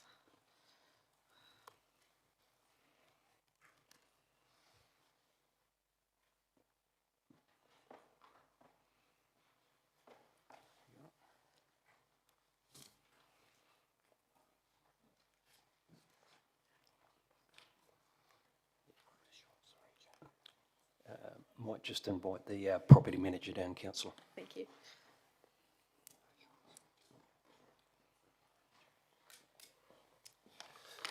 Through Mr Mayor, Glenn Bunny, Manager Property. Thanks for the question, Councillor. We're hoping to advance the seismic investigation design, all pre-construction investigations basically, for the Regent, the Library and the CAB. Money remaining, we will hope to do the same for the other buildings that are within the scope under the new framework. Great, thank you. And I just had one further question, which was about the food scraps collection program.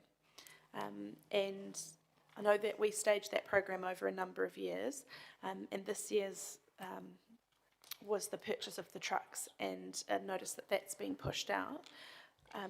Does that sort of, can we take that to indicate that program is to be pushed out further to the outer years of the LTP? All these programs will be considered as part of the LTP, I think is the long story short, Councillor. Okay, thank you very much. That's all my questions. Councillor Bowen. Thank you, Mr Mayor. Thanks. Probably Cam. There's a couple of questions I'd put through in our elected member questions that I wanted just to bring into the chamber around the assumptions that we're working on for this annual budget. So first off, about the inflation and interest rates assumptions we're working on there and the level of certainty we're going into this process with. Yeah, through you, Mr Mayor. Interest rates, at this point of the process, we've left them as they were in the draft at 4%. At this point in time, I'm satisfied that that's sufficient for next year. As you know, there's a lot of talk about them pushing up as time progresses, particularly I suspect there'll be some conversations as inflation will start to bite. That will be something we'll have to keep an eye on when we get to the long-term plan, I suspect. In terms of inflation, we've made a decision to leave the inflation as what we had planned. Obviously, there is a lot of volatility out there, and I guess with the exception of we've put in for the known direct cost to us based on what we know now, which is fuel. We haven't gone and adjusted any of the program budgets or the operating budgets at this point in time because it's simply too soon to tell what that will look like. However, potential impacts, I guess, as outlined in the paper around certain activities may be that for the same money you're getting less for it, and that's a little bit of the reality at the moment.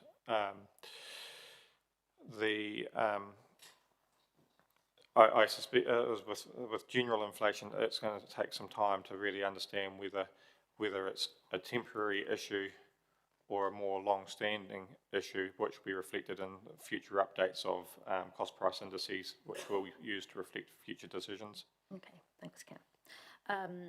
A question about the submissions, the consultation summary, submissions summary, so it might be a Liv kind of question, just so she knows. Great to see 360 submissions. How will the people who took the time to submit know what the impact of their submission was?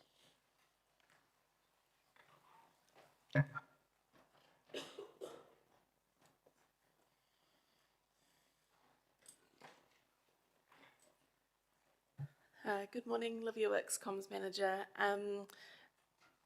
Every year we, when the first rates invoice goes out for the year, we do a big summary in there. We're going to put out a special edition, Palmy Matters, once it's adopted, and we will respond to submitters. The thing is, we don't respond, I guess, we respond at a high level and go through all of the points. We don't do individual responses to every single person with their points raised, just due to the number and the time that would take to do such an individualised response. You say we do respond to submitters? Yep, so we'd send out a summary after this, once it's adopted. So they'll get a summary of the decisions that were made? Yeah, of the high, probably like the high level ones, maybe not every single one. That's what we've done in the past, but we can obviously do every single one if that's desired. Okay. The reason I'm raising it, Liv, is there was a couple of submitters who were, I won't say repeat offenders, but people who'd continued to submit over the years on particular projects, and it was clear that they weren't aware of the changes that had been made to those projects as a result of decisions in this chamber. And my feeling from that was that we're not connecting well, even with the people who are really engaged with council's work. So what can we do better? Yeah, I think it's not always done consistently, and I guess like an example is something like a property lease. We might not, go to the same level as we would for something. I'm not sure which ones they raise. We do respond to submitters, but sometimes it is quite a high level and referring them off to the website for an update. One of the things, and again, I didn't hear these submitters, but it made me think of like some of those key projects that actually change over a 3-year period. Like if you think of like a Tomoto Apota or something, we're not going back to everyone who submitted as part of the LTP every time there's something on that. So that's an example, I guess, of where we rely on them seeing the annual updates on where things might be with certain projects. Okay. Yeah. I'll leave it there. Thanks for answering the question. No. And my last question, I think, thanks colleagues for ticking through some things, was about the capital carry forwards.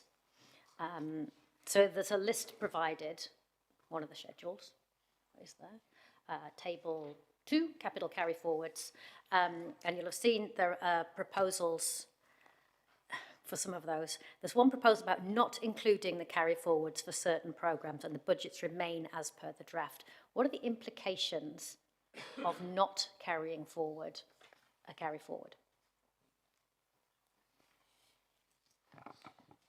There can be a number of implications, Councillor. One, first and foremost, was we may be halfway through a job, and it may be the job's been planned, it's been set up, it's been consented. We've done a lot of the work, but we haven't been able to secure the land purchase, for argument's sake, to enable us then to put the thing on the land or do the thing, whatever we want to do on the land. So if there's no carry forward in that situation, it can mean that the project doesn't get delivered. So there's a multitude number of reasons, but that's one.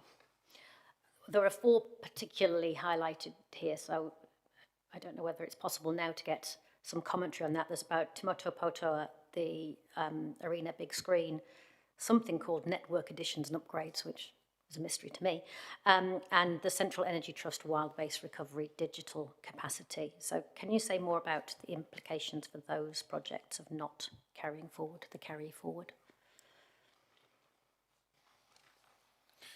For some of those projects, and I take the CT arena screen for argument's sake, that has an external funding assumption against it. We are in a position where we have got the funding to proceed with that program.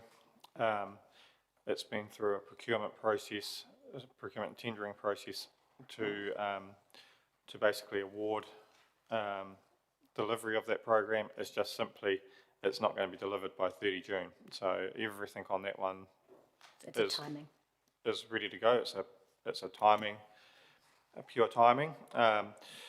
If we don't carry forward the carry forward, we wouldn't be able to do it. You won't be able to do it, no. Even though the funding's in place. Yes, because the funding's not one. I don't believe it's 100% funding. So without council's share of it, then I don't believe you'd be able to deliver it. Okay. Timoto Potoa, obviously there's outstanding funding requests on that, and so we're awaiting further update on that. I guess if you don't carry it forward, it sends a signal to the funder as to what council's position is. And sorry, I can't recall. Wild base digital capacity. Yeah, I can't speak to that one. I might have to go to the GM. Got Chris behind you. He probably could.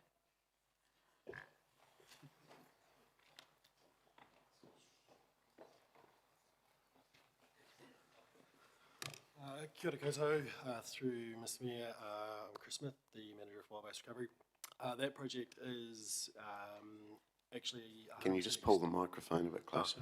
That project is 100% externally funded, and the reason that one is in the rollovers, or the carry forwards, is because mainly to do with timing. So I think currently there's around 63,000 of that has been fundraised externally.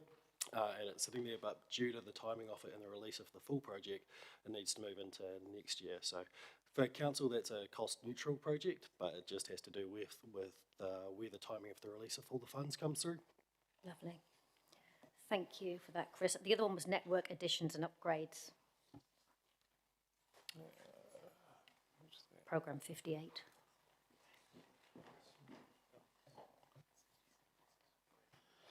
Is that network switches? Sorry, was that network condition and upgrades? Yeah, that's, I'm looking at my water colleague there.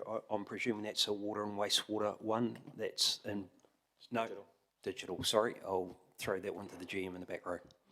Sarah Morris, GM People and Capability. That is the switches that keep us connected with all our technology. They are critical and core infrastructure. We are in the middle of an upgrade program. We cannot complete that all this financial year. And we've got a replacement piece in that total amount as well.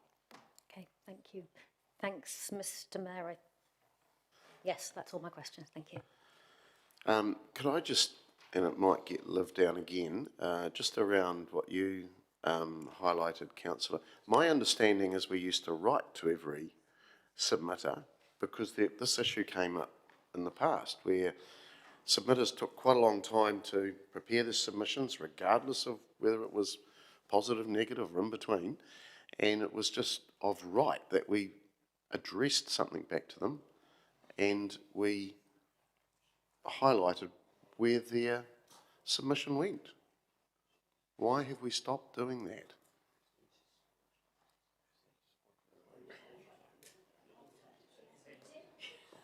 Yeah, no, morning tea's coming, don't worry. Sorry, I just needed to check with those that have been here a bit longer than me before I answer this question. With anything that comes through to the chamber on a formal consultation, our team makes sure that we write back to submitters to tell them where to find the debate, where to find the minutes, and if there's a general summary on the website, what that page is on the website and where to go to. I understand approximately 5 years ago and prior, there was individual letters written to individual submitters who submitted on the annual budget. That has not been done for several years. Okay, how do we give you instruction to get back to that? I'd have to ask the Chief Executive because that would be a significant amount of time for us to write. I used to be involved in it, it wasn't that big. So how do we do that? Where do we do that? Where do we do that in this? Because I think it's a major mistake. Yeah, through the Chair, we've got a bit of time across the course of the next day, perhaps, so we can just have a think about it and then come back to you on that. Okay, thank you. Appreciate it. Okay, Councillor Naylor. Thank you, Mr Mayor. Just a few follow-up questions after Councillor Bowen's questions.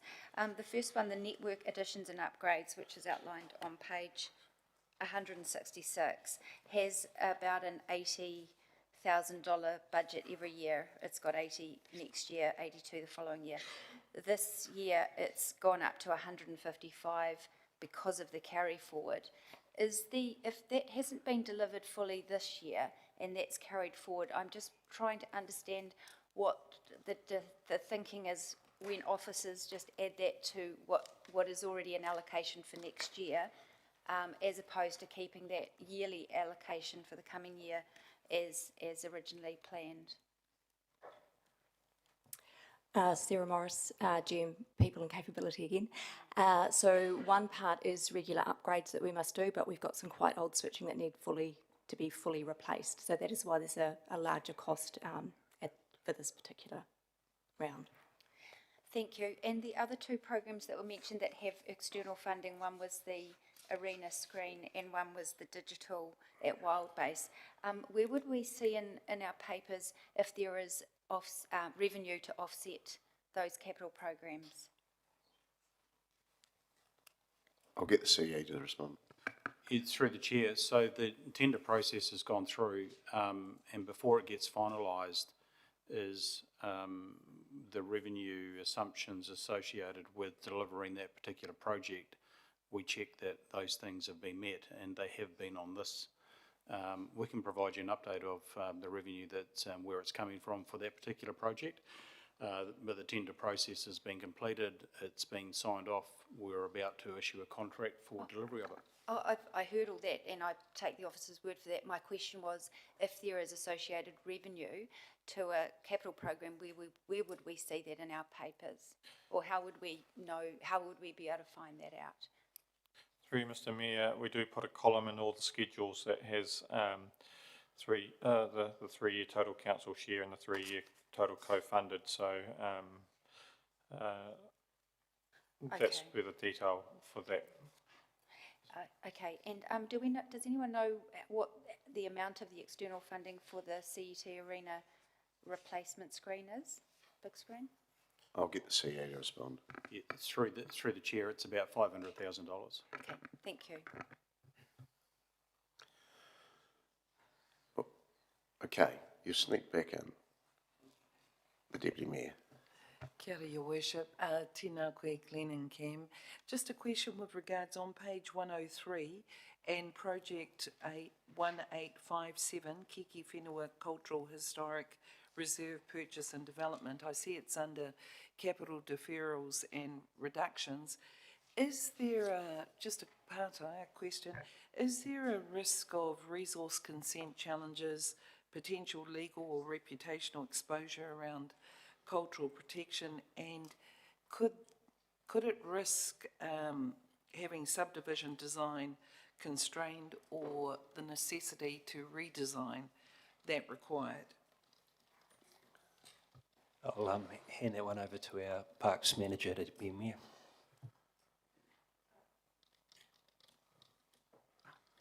Kathy Dever-Todd, Manager Parks and Reserves. So the deferral of this is just about when we would uplift the funding from council. So it is the purchase of the parcel of land. What's happened in this particular case is the subdivision has started from the opposite end to what we originally forecast in the LTP, and it will be a few years before we will require the purchase of this piece of land, which is now towards the later stages of the development. So this is purely a deferral when we would spend, not the intention to purchase. Okay. Thank you, gentlemen. Right, we're going to deal with capital growth first very quickly, and then we've got one off the list, and then we'll go to morning tea. So, unless there's any capital growth programs from the floor, Councillor, can you just, sorry, Deputy Mayor, can you just, yeah, thank you. There's nothing from the floor. We look for recommendations to Council, and this is around capital growth. 1D, that Council instruct the CE to prepare a draft annual budget for 26-27 for consideration and adoption by the Council at its meeting on the 3rd of June 2026, and that it incorporates the following: capital growth programs including carry forwards and amendments as outlined in budget 26-27, schedule of proposed capital growth programs, attachment 7. I'm happy to move that. Seconded by the Deputy Mayor. Look, colleagues, growth funding is pretty difficult, not only for this council, but local in general. It's the structure of where our council infrastructure kicks in, and as we know, development is not a straight line, and it does come and go, and there is an element of carry forwards almost consistently on capital growth, certainly as long as I've been here, and again, in speaking to other mayors around the country that do have growth, they suffer the same issues, sometimes a lot larger than ours too. But I do think it's an area around the delivery percentage that has always been problematic for us, where we budget for it, we put it into our annual plan, and it doesn't happen. So I do think the better way is to bring papers back if there is something that is going to come to us. We've got a fairly good handle on what is happening here around the city, whether it's a private land change or something that has been in our plans for quite a while, and it's been pushed back, but we know it's coming forward. So I think that is a better way to deal with it. We do have one of the lowest capital growth programs of the cities in New Zealand. I think Whangarei is probably only smaller than ours, but we're not in competition with them. It's really about how we deliver this, and efficiently and effectively. So I hope you can vote for this. I'm sure we'll get through this. Thank you. Councillor Naylor. Thank you, Mr. Mayor. Similarly to what you have already just outlined, I just really wanted to thank the officers for proposing something that is actually a little bit more realistic and a little bit more deliverable. It has been a frustration to me year after year when we've not delivered anywhere close to what's been planned in the growth space, and in particular when we're having to rate our community for delivering that. And not only that, it sometimes concerns me the amount of planning and professional services costs that might be related to planning for growth that actually doesn't actually get delivered. So my comfort level is much more around something that's realistic, and so I really appreciate the work the officers have done to propose something that's more realistic. Councillor Johnson. Thanks, Mr. Mayor. I do have some concerns about this new approach, I must say, because what it may well result in is papers coming back to council throughout the year asking for additional lending for growth. And I think all elected members need to be aware that it's one thing not to put it in the budget, but we will need, if we want to enable growth in the city, we will need to have an open mind if a paper comes back throughout the year requesting additional lending. And I know that normally we've taken quite a hard line on that, but you really can't have your cake and eat it. If it's not going to be in the budget to start with, you do have to be prepared that it might be coming back sometime during the year. And just to, I guess, correct a statement that was just made, and my understanding, I'm happy to be corrected if I'm wrong, is that we don't rate at all for lending until we borrow it. So there isn't actually any rating saving on not having these in the budget. So, sure, it makes the capital expenditure look less, but ultimately, if we haven't borrowed the money, there's no rating impact. All right. Look, I think it's around timing, colleagues, and we have been reliant. I think it's a two-way street too. If you look to the development community on how they're operating, we have had a lot of older traditional developers here, and they turn on the tap, they turn off the tap, they turn it on. So there's some new developers that have entered town, so it will be interesting to see what happens over the next year or two, and it may make things a bit smoother. We may see some things getting out of the ground that traditionally have been purposely left or land banked. So let's see what happens in the space. It is a bit moving. It is a bit of a moving feast, but at this stage, I think it's the best way to deal with it. So I ask you for support. We'll vote, please.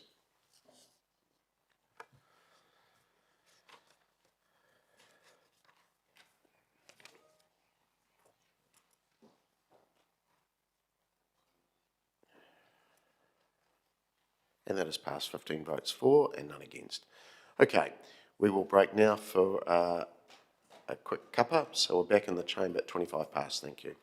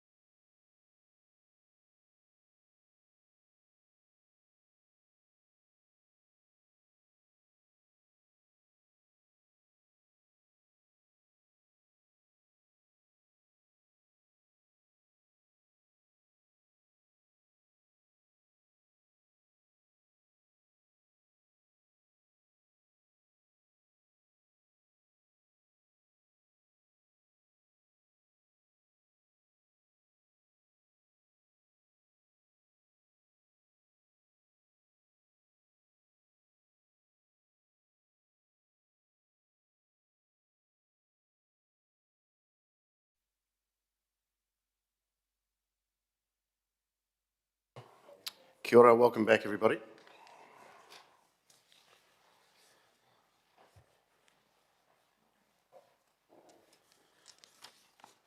All right, we move through to the next portion of the annual budget deliberations, item 9 on our agenda, and this one is around capital new projects, and there are a number of new motions on the table, and we'll go through them in order. There's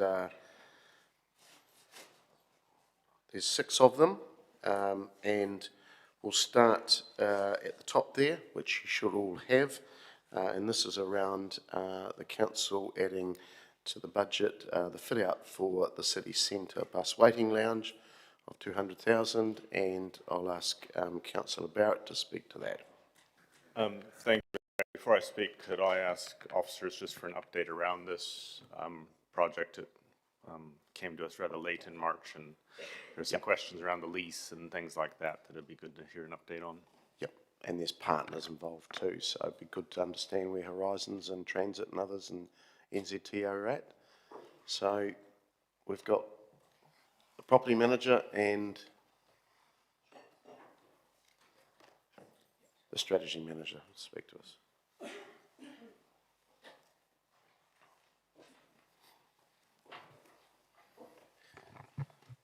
Yeah, through you, Mr. Mayor. There's probably not a great deal to add. I think at the time we presented it, Horizons had earlier that day or the day before confirmed their budget allocation.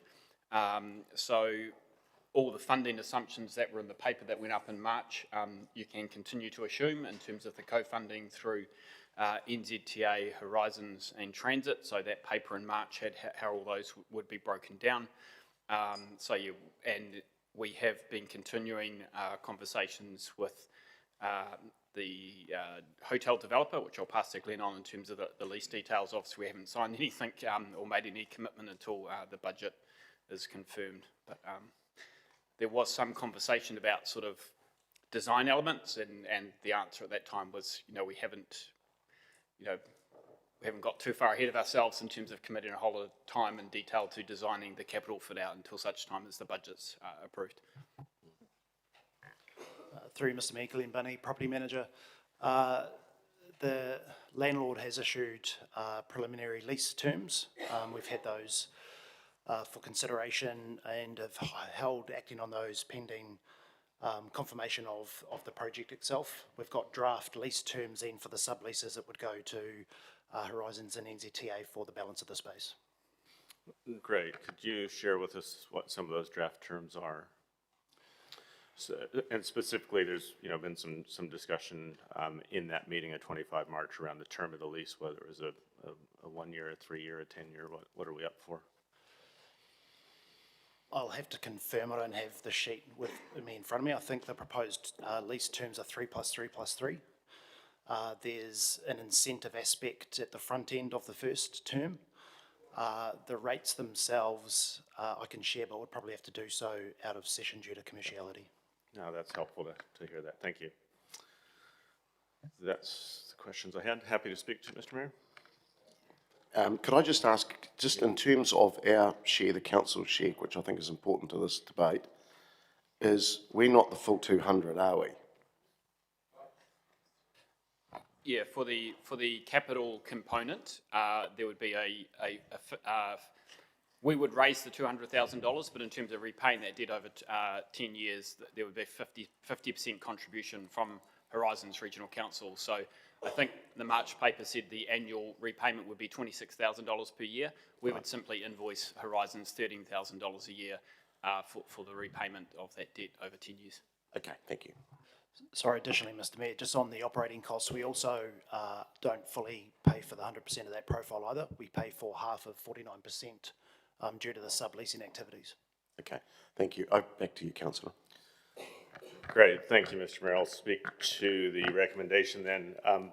Colleagues, I'd urge you to support this on the basis that we have the opportunity to deliver a warm, dry waiting space for 1.2 million passengers and their drivers, to deliver it ahead of schedule and to deliver it at a bargain price by working in partnership.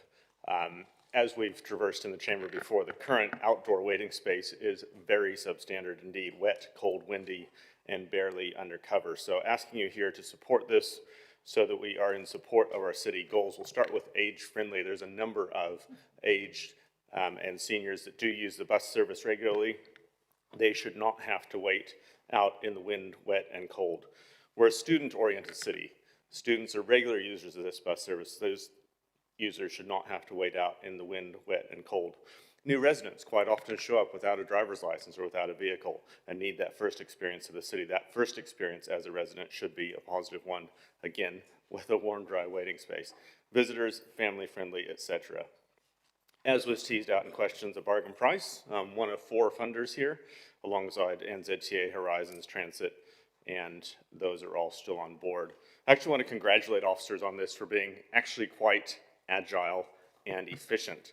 We're looking here at something that's $100,000 CapEx, in terms of our contribution instead of several million, and this came after NZTA pulled the rug out from under us and sent us into a very different direction. So really appreciate officers being adaptive, agile, and coming up with something that works. It's very timely.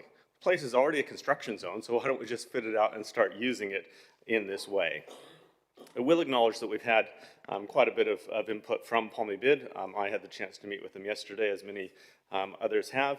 I think a lot of their concerns came across as around an inferred permanence, and I want to be very clear for the chamber, for them, and for anybody else listening, that this is not about permanence. This is simply about a pragmatic response to meeting a very clear need that's there, and in the medium to long term, hopefully we can re-engage with NZTA around a longer term solution. Also view that safety concerns can and will be managed in the way that they currently are in the outdoor waiting space. It's simply a shift from the outdoors to the indoors. So please support this. It's about supporting our city goals, about supporting funding partnerships with colleagues, about a highly cost-effective delivery model, and a warm, dry passenger waiting space to serve up to 1.2 million passenger journeys a year and growing in support of our city goals. Thank you. Councillor Wood. Well, thank you, Mr. Mayor. Not to have the whole debate again, but just to briefly say my issue with this project is the sequencing, not that it's a bad deal. Certainly if council makes the decision to stay and remain with the terminal there, this is an exceptionally good deal and a good way of doing it. However, we haven't made that decision. There's an active piece of work going on where it's going to go, and I'm not comfortable signing up to a 3-year lease when if in a year's time we decide to move it, we've just spent 200 grand on a fit out and signed up to a 3-year lease. I was under the implication that we might be looking at a 1 by 1 by 1, which I would be potentially open to supporting. But it's not, no discredit to officers. If the bus terminal is remaining there, this is an exceptionally good deal. But I would rather we delayed this for a year until that decision had been made and then confirm it once we know that's the permanent place, because we are fitting out an empty shell. And so when you're fitting out an empty shell, there's a lot of bells and whistles you need to put in to make it work.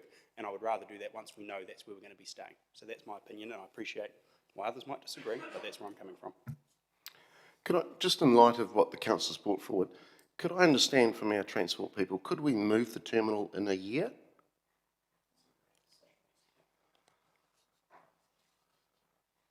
Just a simple yes or no is fine. The advice from GM Infrastructure is no, and certainly I think with some of those other locations that have been talked about, either in the media or through submissions and things and public comment, all have a number of significant issues that would need to be worked through. For instance, a suggestion that it goes into the square, obviously has a big a big impact on our event schedule, those sorts of things. All right. Look, colleagues, I'll comment. We've got there's another motion up around the lease. Look, this is an exceptionally good deal for the city where normally we'd pay for this 100% or we'd be seeking co-funding from NZTA. The co-funding from NZTA isn't there, but we have got that via, I suppose, the back door through Horizons. So we're talking about the fit out. You've got an opportunity. Some of the concerns were around the safety. You've got an opportunity to make sure that safety design is put in. The heritage of the buses, for those that are a bit newer to the council table, I think we're 100 years or 101 years of the buses. We were the home of Newman's, the North Island home of Newman's buses as well, so there's quite a lot of heritage with the buses as well. We're paying $26,000 for this. we've got co-funding from Horizons, NZTA. The drivers are being paid for. Their part is being paid for by Transit. I can't recall too many others where we've had so many partners come to us for such a smallish project, and there does seem to be some resistance. Look, the resistance is around the myth that this is the long-term place where it's going. It's a big piece of infrastructure, that the actual bus terminus, and it can't be moved in a year, which we've just found out. It probably can't even be moved in a couple of years because you've got to plan where that's going to go. So look, a 3-year lease, which is effectively what we're signing up for, that those know about lease arrangements, plus the option of further options if there is some, there is some further delays on where we're actually going to finally end up. Do remember too, the partner is, in all of this, a new organisation to the city, which is, ironically, probably one of the bid's bigger entities, and you'd want to make them welcome to town as well. So look, please support this. It is a bit of a no-brainer. I don't think the bid, or some of the members of the bid, have fully understood what we're trying to do, even though we have truly tried to bring them on for the ride. Anyway, we'll go now to colleagues. Councillor Meehan. Thank you, Mr. Mayor. I just have a question, if I may. What is the cost of the total fit-out? Total cost? So through you, Mr. Mayor, David Murphy, General Manager, Strategic Planning. So the proposed budget for the total fit-out is $200,000. So that's for the bus terminal area and the bus drivers waiting lounge. So the $26,000 is the cost of repaying that debt over a period of time with a 50% contribution from Horizons. Okay, I'm obviously missing something. We're putting in $200,000 for a fit-out, but we're told we've got partners. Can I have a bit of explanation why $200,000, but yet we've got partners and it's going to cost $200,000? Again, through you, Mr. Mayor. So I've got the paper from March up in front of me. So the capital fit-out was $200,000 with 50% contribution from NZTA. So there is contribution from, 50% contribution from Horizons.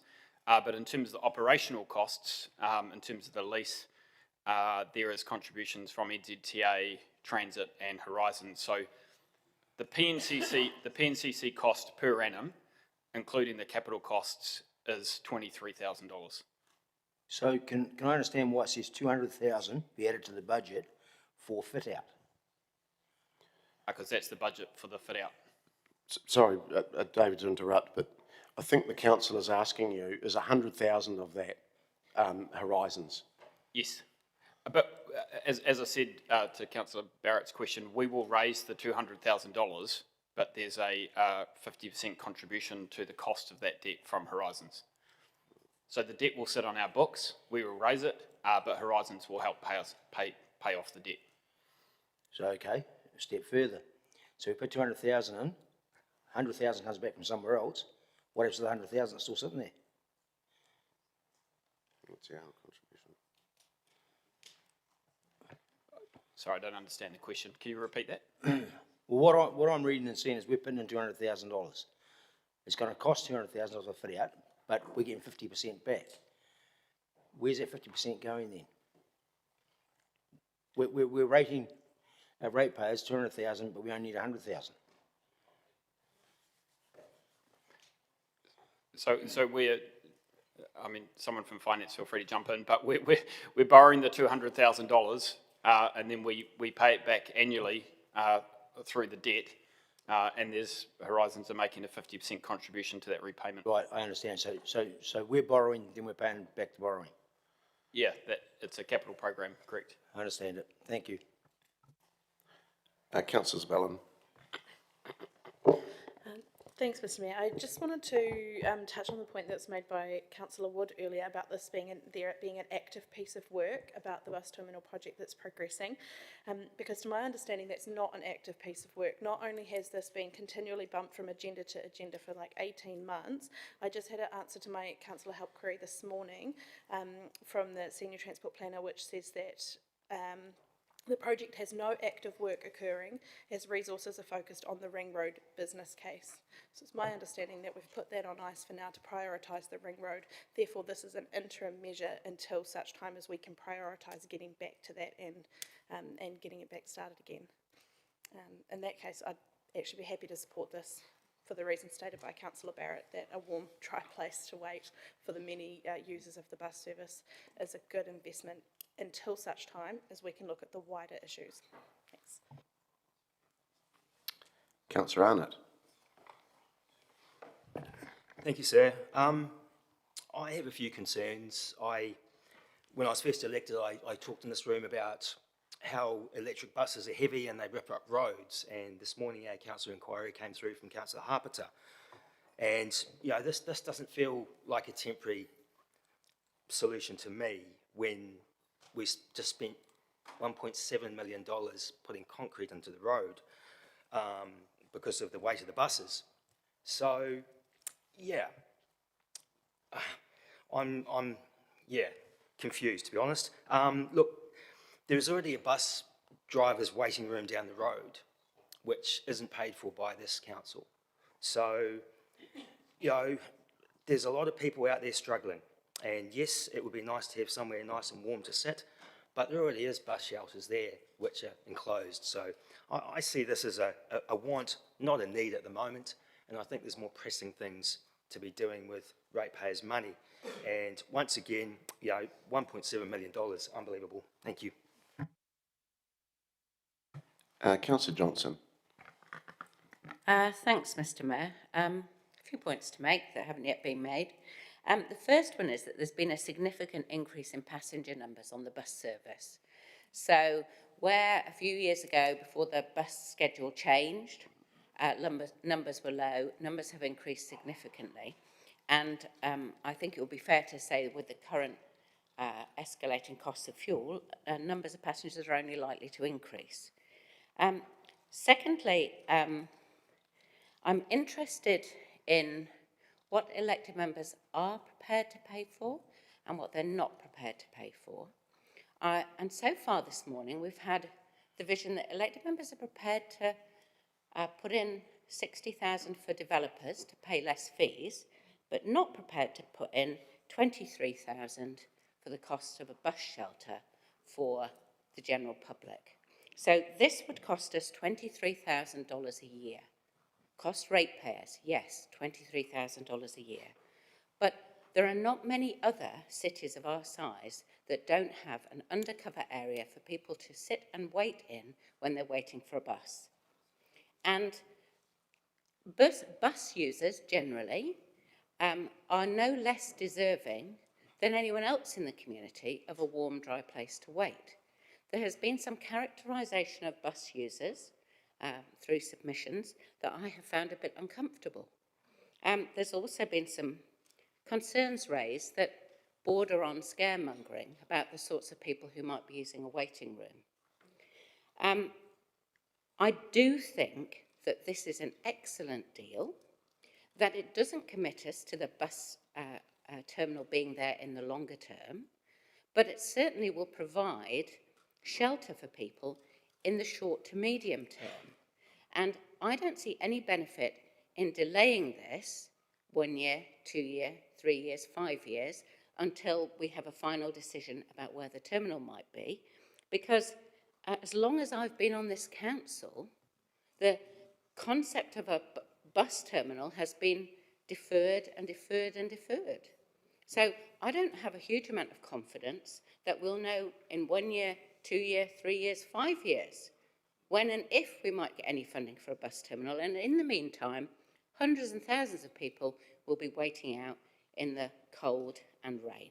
So it seems to me that this is an excellent solution with partners for a low cost, for a temporary solution for bus users. And I would urge you to support it. Councillor McLeod. Thank you, Mr. Chair. I too would like to speak in favour of the recommendation before us. And for someone who's a regular bus user as well, I would say that this is actually a good deal for us and for the city. $23,000 per year is not a huge cost. and in the grand scheme of things, is actually a drop in the water for us. And this is something I believe that, having been around the city centre and waited for buses, it's really uncomfortable for a lot of people, especially when it's raining, cold, for people to be waiting outside without having some form of shelter or a waiting lounge for them to wait in. This is nothing new. We have cities of similar sizes as us who have bus shelters or waiting lounges that are well managed and that allows patrons or bus users to wait whilst the services arrive and they can use it freely. For me personally, this is a no-brainer. It's a good deal for us and something that we should be jumping on and taking an opportunity. And for me personally, for as long as I've been on this council, as Councillor Johnson alluded to earlier on, this has been pushed on year after year, year after year. This is just a temporary solution until we actually make a decision on a permanent move, or whatever the case may be, regarding the future of the city centre bus shelter.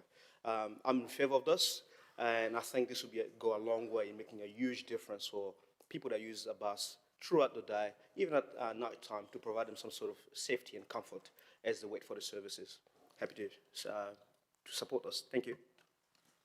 Councillor Fitzgerald. Thank you.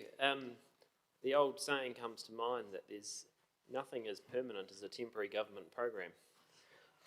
And I can't help but think of that when I see this, that this is never going anywhere. If this goes in there, this is where it will be forever. We're also signing up to partner to pay with an organisation that probably won't exist in the next couple of years. So it's going to be our ratepayers that pay. So no, I won't be supporting this. We can't ignore the interests of large proportions of our business community that are saying they don't want this there and that it's the wrong thing to do. So no, I will not support it. Councillor Kuru. I have been struggling with this one, which is funny. I thought it would be an easy decision. And that was mainly because there's an eyesight building so close to it and it does service some of the need. And then what I did was I actually put it out to one of my Facebook posts, and the feedback I got was absolutely overwhelming. So the sorts of feedback that I got back was that, you know, these are elderly people that need this service, that they are getting sick sitting there and things like that. So for me, this is I would like to see the lease term shorter, just to make sure that there's some security around that if something does change, that we can move on that, but you definitely have my support for this motion. Councillor Bowen. Thank you, Mr Mayor. I have some sympathy for the descriptions of temporary versus permanence, but we, as Councillor Johnson said, I think we're 15 years into a debate now about the permanent solution.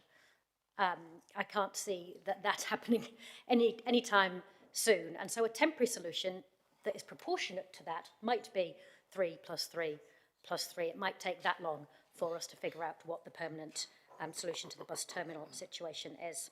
I have every confidence that whether Horizons exist in its current form or not, by the next local government elections, that their commitments as an entity will roll forward into whatever the new structure is. So I don't think we need to worry too much about that.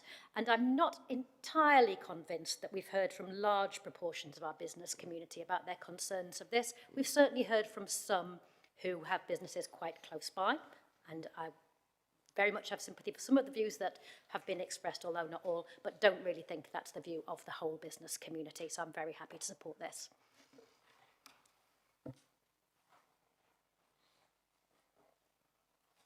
Deputy Mayor. Tēnā koe, Your Worship, o tira tēnā tātou. I'm supporting this for the fact, I think Councillor Barrett made some really compelling arguments, and for me, safety is paramount. I know that we have lots of younger people and older people, but I'm thinking about the younger ones who wait around in Te Marae o Hine, waiting to catch a bus in all kinds of weather. They don't have agency. Adults do, in terms of where they go and how they're looked after. But something that I heard that I hadn't heard before, and that came from one of our senior leadership team members, general managers, was that over in eyesight, if it was over there, there would be disruption to events, that could be. And I know that the number of events that I've gone to in recent years, I've seen that they're wonderful, but they overspill into that area and that wider area.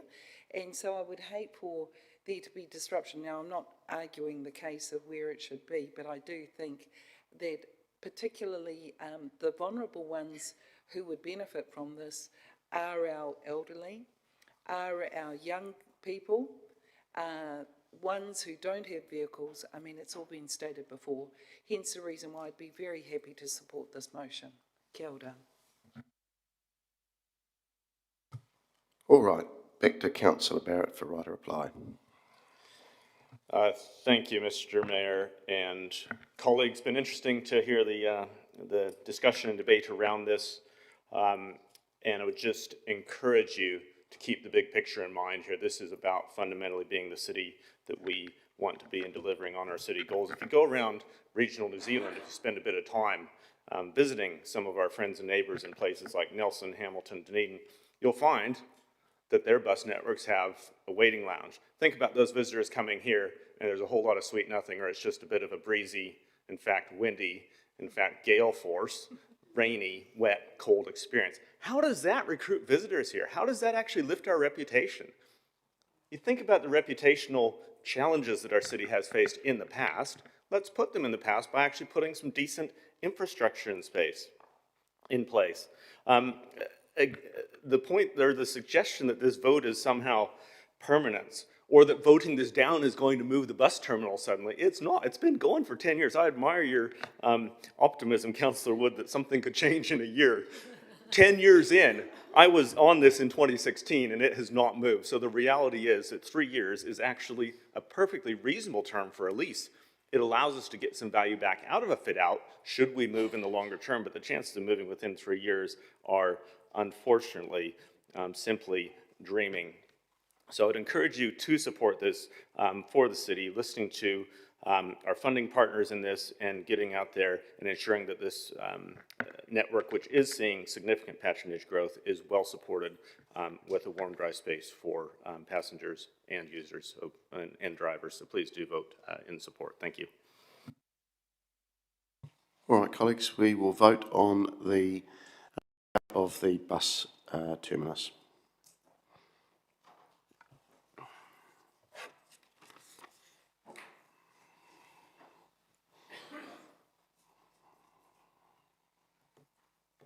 And it's passed 12 votes for and 4 against.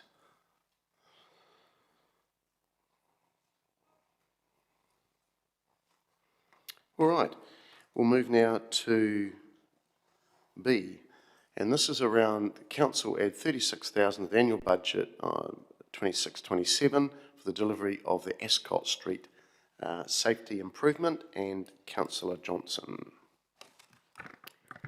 Thanks, Mr. Mayor. As you'll have gathered from my questions, I found it a bit frustrating that this had to be brought back again, given that we had the debate and there was a significant majority in favour. But anyway, so what happened was, in June 2025, we received a petition from 25 residents on Ascot Street around safety concerns, social driving and speed along Ascot Street, with some quite startling photos of cars upside down in hedges, of people that are taking the corner at too high a speed. We asked for a report. Staff came and brought that report back to us, and we debated it on the 1st of April last month in the Finance Committee. And what was agreed was a mid-block pedestrian refuge island, which was option 2. And at that time, we were told that the cost was 30,000 and that the work could be done in this financial year, i.e. to 30 June 2026, and could be found from savings. And given that the anticipated surplus is 4 million, I imagine that 36,000 wouldn't have made much a dent in it. Or, as one of the officers said earlier, 50k is not too material in the scheme of things. So, Unfortunately, the work wasn't able to be done in time and it has had to come back to be included. But I trust that you, having been part of the debate, having heard from the residents, having understood the problem, and having agreed to do it once, will agree to do it again. So I ask for your support. Thank you. Councillor Barrett. Thank you, Mr. Mayor. And like Councillor Johnson, I do find a certain perhaps irony in needing to have this discussion again. But I would say there's one very interesting piece of information that has come to light since we had the vote, and that was the information that came around on speeds. Because when we had the vote, we were provided with a median speed, we were provided with a 80th or 90th percentile speed. What we didn't hear was the maximum. And we now know that the maximum speed during a a very brief 2-week period in Ascot Street was 97 kilometers an hour. 97. If that doesn't make the case for doing just a little bit of traffic calming, what does? Councillor Bowen. Thank you, Mr. Mayor. Delighted to be seconding this one and bringing it through, but as Councillor Johnson said, slightly disappointed that we find ourselves in the place of having to do it. But just to speak to the community concerns that have been raised about Ascot Street, Council's almost a victim of our own success there. Ascot Street, that little shopping centre, has really come to life over recent years, and we've obviously put a lot of investment in that play area, the playground at Ascot Street, which is fenced, so provides a wonderful, safe place for parents and grandparents to take children with good local resources. It's a real hub. There's a lot of traffic movement around that space. And what used to be a bit of a rat run to get across Okowhitu is now actually a gathering point, and it's entirely appropriate that we look at reducing traffic speeds through that space. The community have asked us to do it, and this is a very reasonably priced response to that. Councillor McLeod. Thank you, Mr. Chair. I supported this when it came, when we debated this last time, and I'm willing to support this again. And I think when the community comes to us with petitions asking us to respond to some of the issues that they're facing regarding speed and safety, it's incumbent on us to respond to those community needs. Personally, I've frequented this street on a number of occasions, and personally, having read the report, I thought that the number of reported crashes were a lot more conservative than what I've experienced around that street, or the number of near misses around that street. Pretty happy to support this. I think introducing a number of traffic calming measures will go a long way in reducing the safety issues that have been highlighted by members of that community. So happy to support this. Thank you. Do you need a right to reply? No, I didn't think you did. Thank you. Good answer. All right. This is around adding 30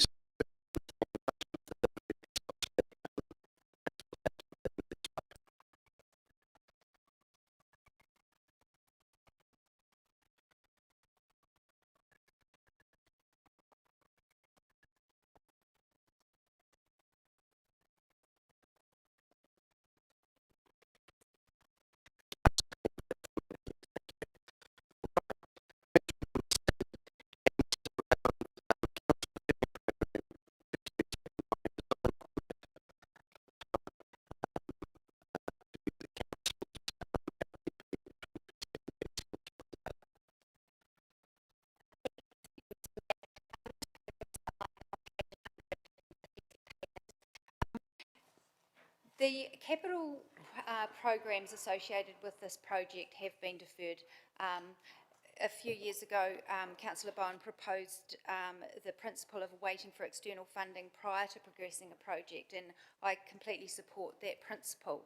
However, that hasn't translated to include the design and pre-work, and already there has been around 1.5 million spent on this project in terms of the design and pre-work. That was outlined in an email August last year, and those costs were to the 30th of June 2025, so there may well have been further costs in the last 9 months or 10 months. So my view is that I would prefer not to spend more money on a project such as this, before we've actually attracted that external funding. You know, that's a lot of debt. If there is any level of uncertainty about whether the project goes ahead, I think it's disappointing to spend ratepayers' money in designing something when we're not sure. And I think 1.5 is plenty of money to have already spent on that project. I understand some of that work needed to happen to present a stronger case for potentially attracting external funding. But my understanding of where the work has got to and the level of detail that already has been completed, my level of comfort is that we should actually draw the line here and wait to invest further into this project until we've actually got external funding committed. Just to quickly perhaps correct a statement or provide further clarity to an earlier statement that with our capital new and capital growth that we are still rating for this. I did seek clarification from officers that yes, the 50% of the interest costs are included and we rate for that. So that was incorrectly corrected in the chamber, so I just wanted to explain that. If anyone needs to understand that further, I'm sure officers can explain. But needless to say, it's my rationale for being interested in keeping our capital new programs down for the sake of how it impacts the debt and how it affects rates. So I just don't want to see unnecessary money spent prior to having the green light on a project. Councillor Bowen. Thank you, Mr. Mayor. Just in defence of my brilliant ideas. I did suggest through the last long-term plan that we wouldn't go ahead with council projects in advance of funding being secured, and it was as previously described. But the terms of that recommendation were about physical works. That's what we said. We wouldn't start physical work until the funding has been secured.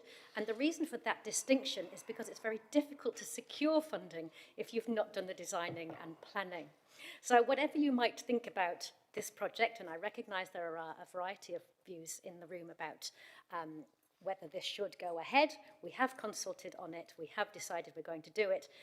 That decision is subject to us getting external funding, and we stand diminishing chances of getting external funding the more this project gets deferred, which is the officer's comment when I asked about the plans for carry forwards. The comment from the officer was it sends a message to a funder when we keep moving the budgets out. Can I just ask officers that, and I'm nervous around there is already external funding for this, isn't there? There's 3 external funders that have already been secured, and we've got a RIF application in place. Kathy David-Todd, Manager Parks and Reserves. So we've got an application in place with RIF. Latest update on that is still sitting in the consideration pile.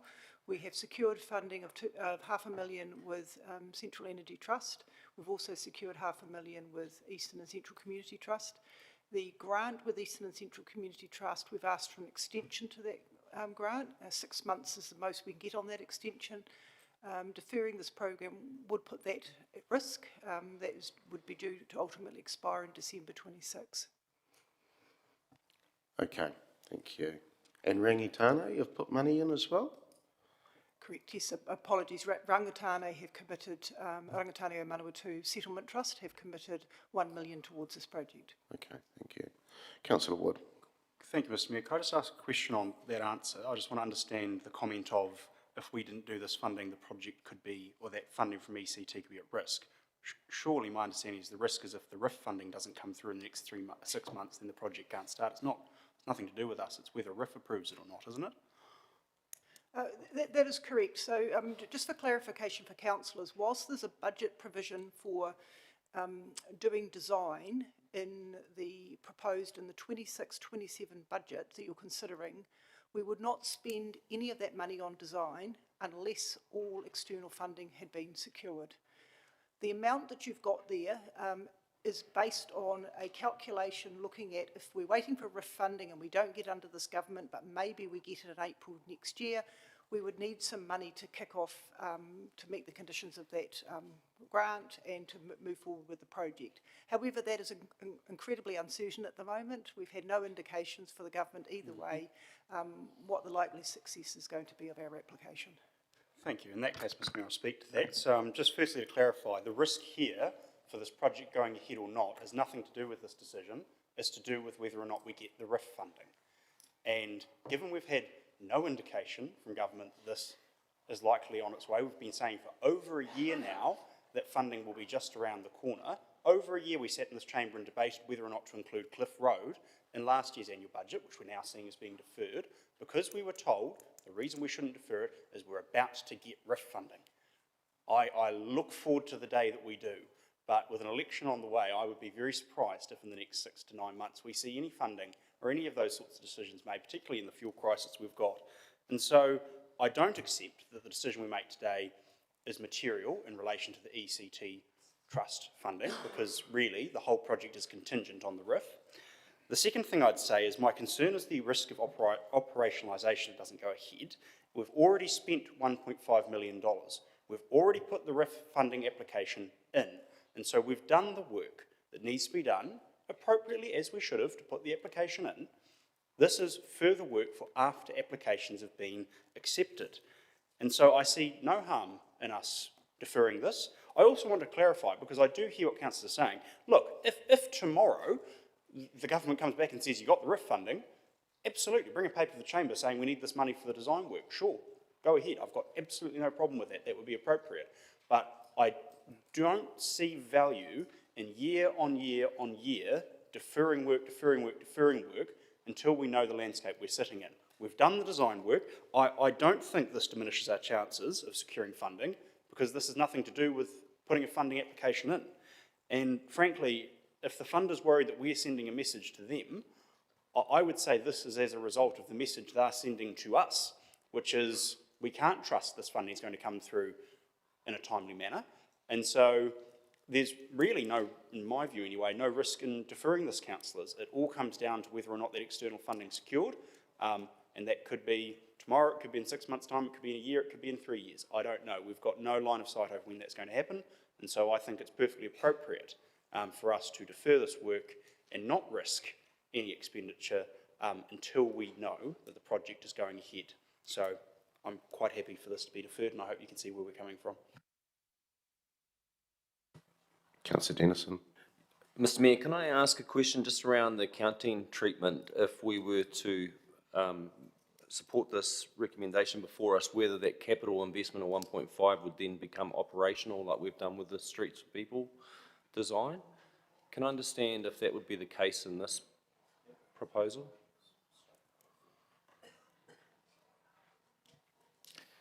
Through Mr. Mayor, that is an interesting question to answer, and I guess the test would be whether there's some certainty that the council intends to actually progress with this project. So that would be the test the auditors will put over top of this. Obviously they do get some nervousness the longer something is pushed out into a plan to say, well, are you actually going to do it? Some of that will come down to their interpretation of things. I can't give you a yes, it will, or no, it won't. I guess it just means it's a further conversation that puts that in the mix. Would 12 months deferral be, in past conversations, acceptable? Very difficult to ascertain at the moment. We may get away with 12 months. I suspect they will be asking us the question, though. Mr. Mayor, can I have another question? Is it the budget provision that's in our books here at 426,000, is all of that needed in this next financial year, or would 100, you know, a more moderate amount just to continue the project be effective or beneficial rather than the full amount? So Kathy Deaver-Todd, Manager Parks and Reserves. So the project is on hold, councillors. We're not spending any money on the project at this time. We would only start to spend money if all the external funding had been secured. I've had to make a punt at when I think that might be and have determined that that's April. Working off our cash flow that we've got, we've moved our cash flow out, saying if we were to get the designers in, the project managers back in and move ahead with detailed design, that's how much money we would spend over the remaining months of that financial year. If that decision was earlier or later, that amount would be different. Thank you, Mr. Mayor. I will speak. I think those two responses give me a level of comfort that to keep the budget provision in there. The officers said not 1 cent will be spent unless we get the third-party funding, and so it's a provision I'm happy to make. There's no rating impact unless we spend it. It's a provision if we do attract it, and so happy, Mr. Mayor. Thank you. Deputy Mayor. Kia ora, Your Worship, and thank you, Councillor Dennison. I was about to say the same thing, but I think it's important to stand to talk about Te Motu o Pouto on this. If we put a wedge there, we're indicating that we really do value this kaupapa and that we do want to move forward. So I completely agree with Councillor Dennison, and I think it's so important for not only the city, but also as an exemplar of Māori mana whenua and the city working together on something that we'll all benefit from. But thank you for the clarification. Kia ora. Just before I go back to the councillor for right of reply, look, thank you for the officers' responses. I think those questions were teased out. As somebody that's raised a lot of money commercially, but also in the community, sometimes you do have to put something in there to show that you are committed to a project. The fact that we're not going to spend a cent on it until we get all of that external money, I think sends a signal to those that are a little bit sceptical that nothing more will happen. So that's positive on both sides. We've been criticised in the past, and Councillor Wood's colleagues in the big house will have told us time and time again that we're not shovel ready. It's because we haven't got plans, we're not ready to do anything, and consequently we miss out. And I've got that message direct from ministers. So we do need to put something there that shows that we are committed. But there's a caveat on the other side that we have to raise the external money. We've got a lot of partners in this too. We've got two of the biggest trusts, community trusts in the Lower North Island that have backed it. Our iwi have backed it to a significant amount, and possibly even some more that they might be able to put in as well. So I think we've got to at least leave it in there. It doesn't actually affect anything unless the project goes ahead. If it doesn't go ahead, then there's no harm's done. Councillor Naylor, right of reply. Thank you. Just a couple of things to follow up on. Firstly, to say that this is something that did come up through these submissions, and I think it's important for us to respond to that. Secondly, the comment that was made that no rating impact if we don't spend it isn't entirely correct, and I'll try and explain this again. Yes, it's true that no money will be spent if we don't get the external funding. That is true. But anything we include in the budget, we are rating on 50% of the interest costs of that program, whether we spend it or not. We're still rating on that. So in my mind, the answers to the questions might lead me to perhaps be more comfortable to put a smaller amount in, such as 100,000, but I won't worry about that right now, but I do think that's something that councillors need to understand. I think the other area that it does impact is the delivery of the capital program that officers report on. It's one of the programs that cannot be progressed. So I just think it's sensible for us to try and ensure that our capital program is deliverable and realistic. And when there are programs such as this that just get deferred, I think we need to be a little bit more reasonable with minimising the cost that is included in our programs. So I would still encourage you, despite the perhaps the comments that have been made, I think there is a strong case to actually remove it, and the it's the wording isn't, oh yes, yeah. So defer it, the wording is to defer it to the long-term plan. So it's not actually removing it. It's just saying, let's reconsider this in a year's time, and we start doing that at the end of this year. So I don't see that as a big risk. All right, colleagues, we will vote, please, on deferring to Matapai Tower design.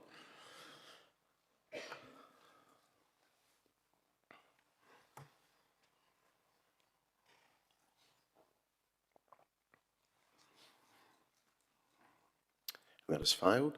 5 votes for and 11 against.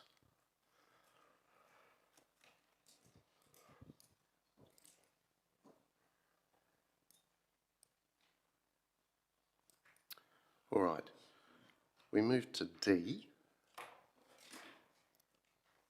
which is around Council does not proceed with Programme 1194 CET Arena Master Plan Development until at least 30% of external funding for the capital delivery cost is secured. Councillor Fitzgerald. Fitzgerald, do you want to speak to this one? Right, so the arena is an important asset for our city.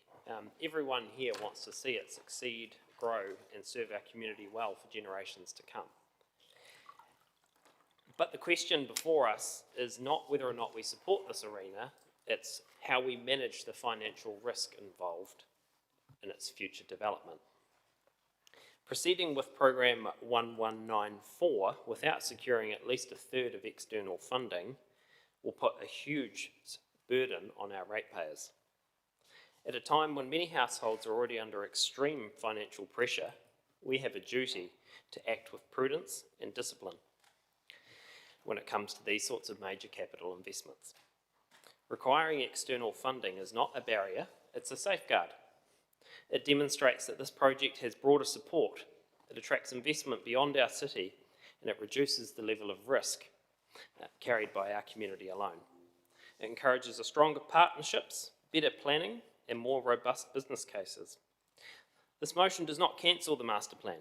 It simply says, let's get the funding foundation right before we start it. That is a reasonable, measured, and responsible approach.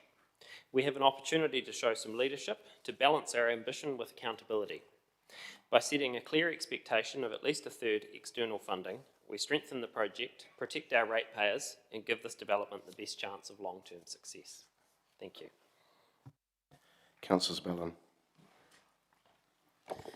Thank you. I was happy to second this recommendation to test it out. We're not seeking to reduce the budget for this project, but just to put a condition on it, which I think is quite a balanced approach to what's a very expensive project. And it's a project that does have a lot of support behind it, and I think it's of regional significance, or at least has very wide regional usership. But we do have a precedent with large projects that we've sought external funding support for and ensured that we wouldn't proceed further until that was secured. We've just talked about one of them. And I do understand that some work has been done to rescope that facility, which I think is really great. But we're trying to balance some responsiveness to the comments throughout the submissions, many of whom said, hey, $8.9 million is too much. But it's not $8.9 million, it's $17 million. And the way that it's framed in this adjusted budget reduces this year down to $6 million, but puts $12.7 million on the first year of the LTP.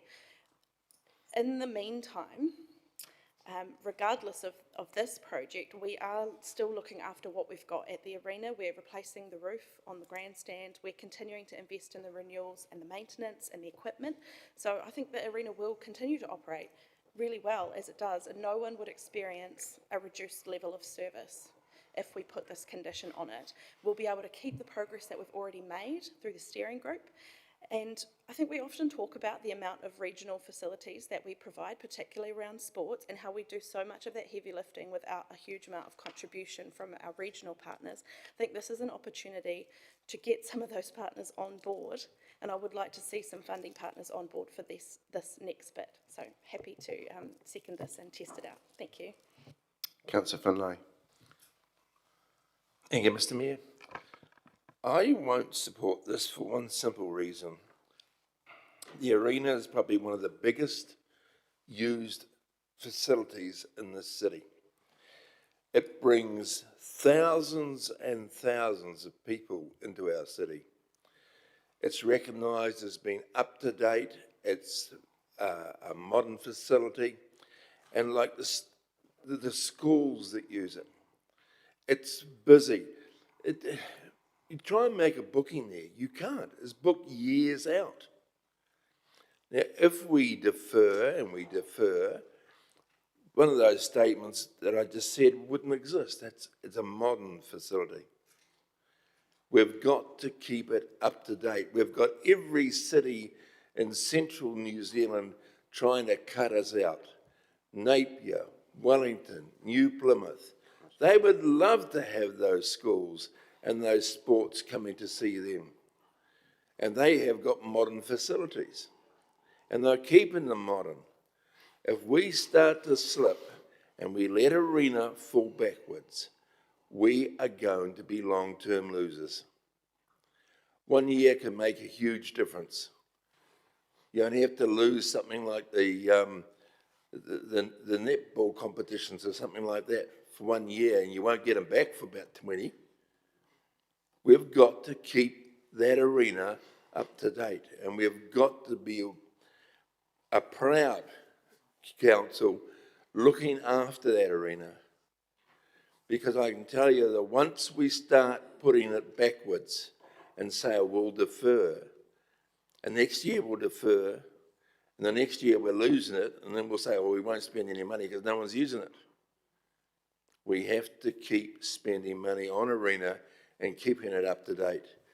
This city benefits humongously because we have an up-to-date arena.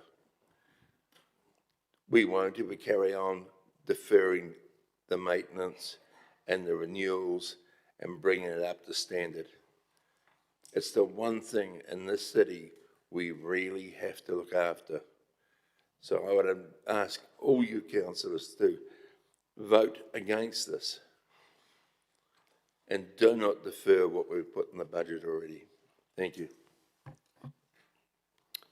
Look, colleagues, as chair of the steering group, I'm a little bit disappointed that there hasn't been a question asked of the group. Where are you at? What's happening? And we've got 5 councillors on that as well. So it is a bit strange that this has come out from nowhere. And just look, yes, we've just spoken about another project which was a joint venture project that had some external funding. And when we did the first part of the master plan, just in COVID, those around the table can remember, it was probably one of the first projects. It had $1 million worth of funding, i.e. about 5% of external money. So I can't recall another project that's had 33, 100% owned facility or capital project of the council that's had 33%. Yes, other things have, which have either been a JV or come to us from another angle. So I think there's a bit of leadership in actually not supporting this, actually.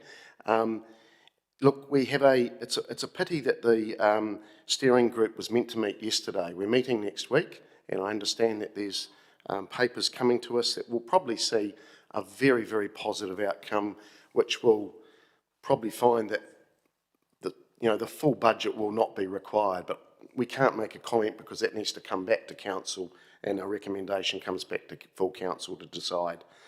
But look, the project is in chain. It's been happening. There has been a lot of work going on in the background. It actually underpins a lot of our council goals. As Councillor Finlay said, it's very critical to the New Zealand secondary schools competitions, of which we bring huge economic programs to us and benefit to us. Those councillors, I think might have only been a couple that attended the New Zealand Volleyball Champs about a month ago. 4,000 competitors. Now, I visited, while I was down at Christchurch on a private trip, I went and visited a couple of the facilities there. I went to the new Parakura indoor facility. I advise some of the councillors that are thinking of voting for this to go and have a look, because we won't get things back if we bail on this.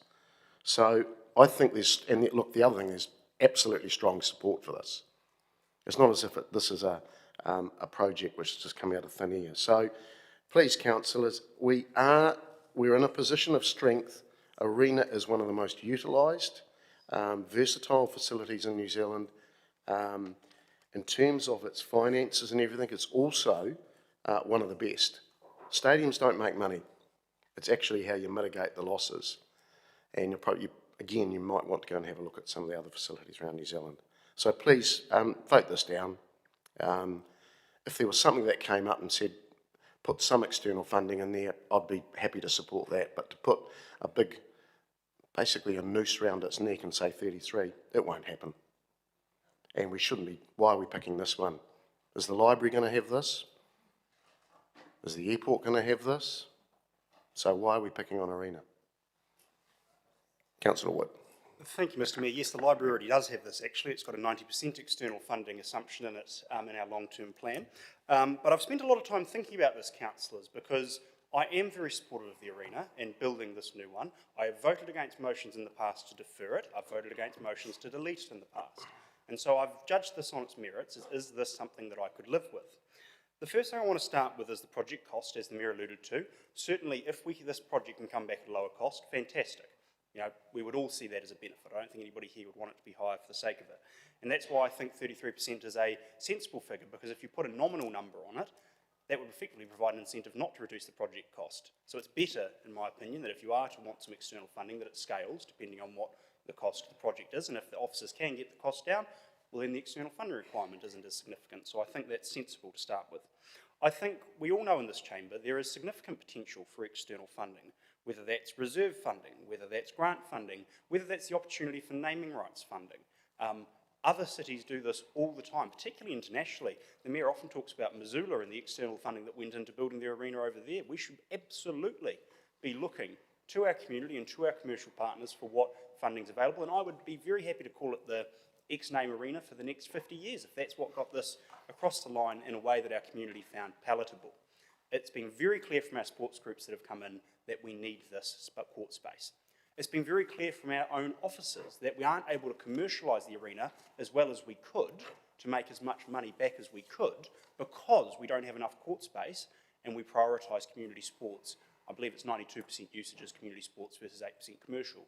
So I see a real opportunity with more court space to provide more opportunity for commercialisation. What I would say to you, councillors, is this debate has not been framed up correctly in my view. This is not about whether you support or don't support the project. This is not about whether you want to defer the project. I can see quite potentially a world where this can get off the ground as quickly or closely to as quickly as we're looking at the moment. I agree with all the points Councillor Finlay made, and if we were talking about maintenance and renewals and cutting that, I wouldn't support that. I voted in favour of redoing the roof of the grandstand and bringing that forward a year. I wouldn't vote if this was talking about maintenance budgets or renewals budgets. What this is talking about is the Capital New program, the element of it of building the new Arena 5, and I have no issue with us going, let's take a pause, look for the external funding. There's certainly some that we know about that could be available.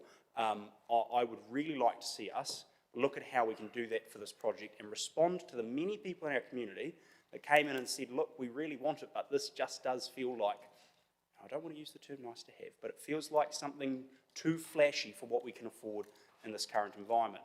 And I think it would go a long way toward bringing our community along with us to ask for a portion of it to be externally funded. It is common practice in sports facilities for there to be a percentage of external funding. The Massey turfs, the hockey turfs, the artificial turf they're doing at Boys High. We had gym sports come in here looking for a co-funding program. So I don't think it's abnormal.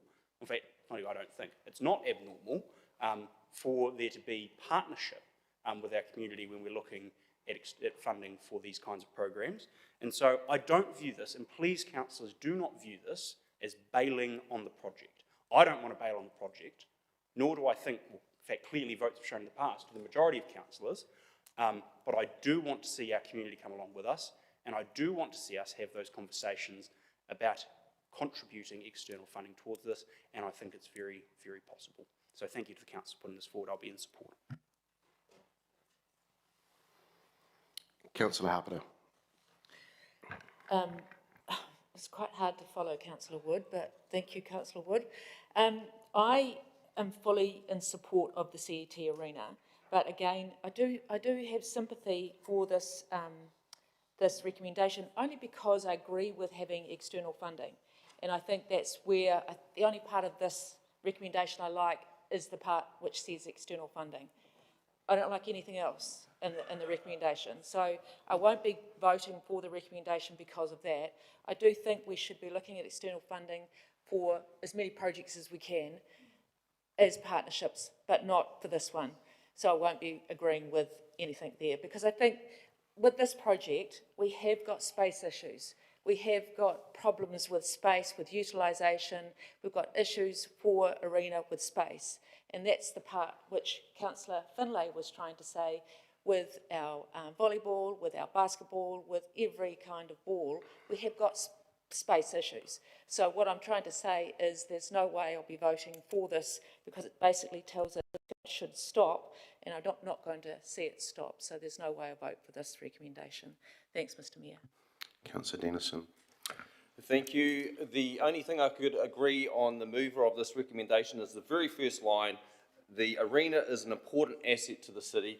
And I'd follow on and say that it is a critical asset for our community and recreational benefits for our city. Councillor Finlay outlined the other, where we place in a competitive environment with other cities investing into arenas, and those national sports tournaments are our key.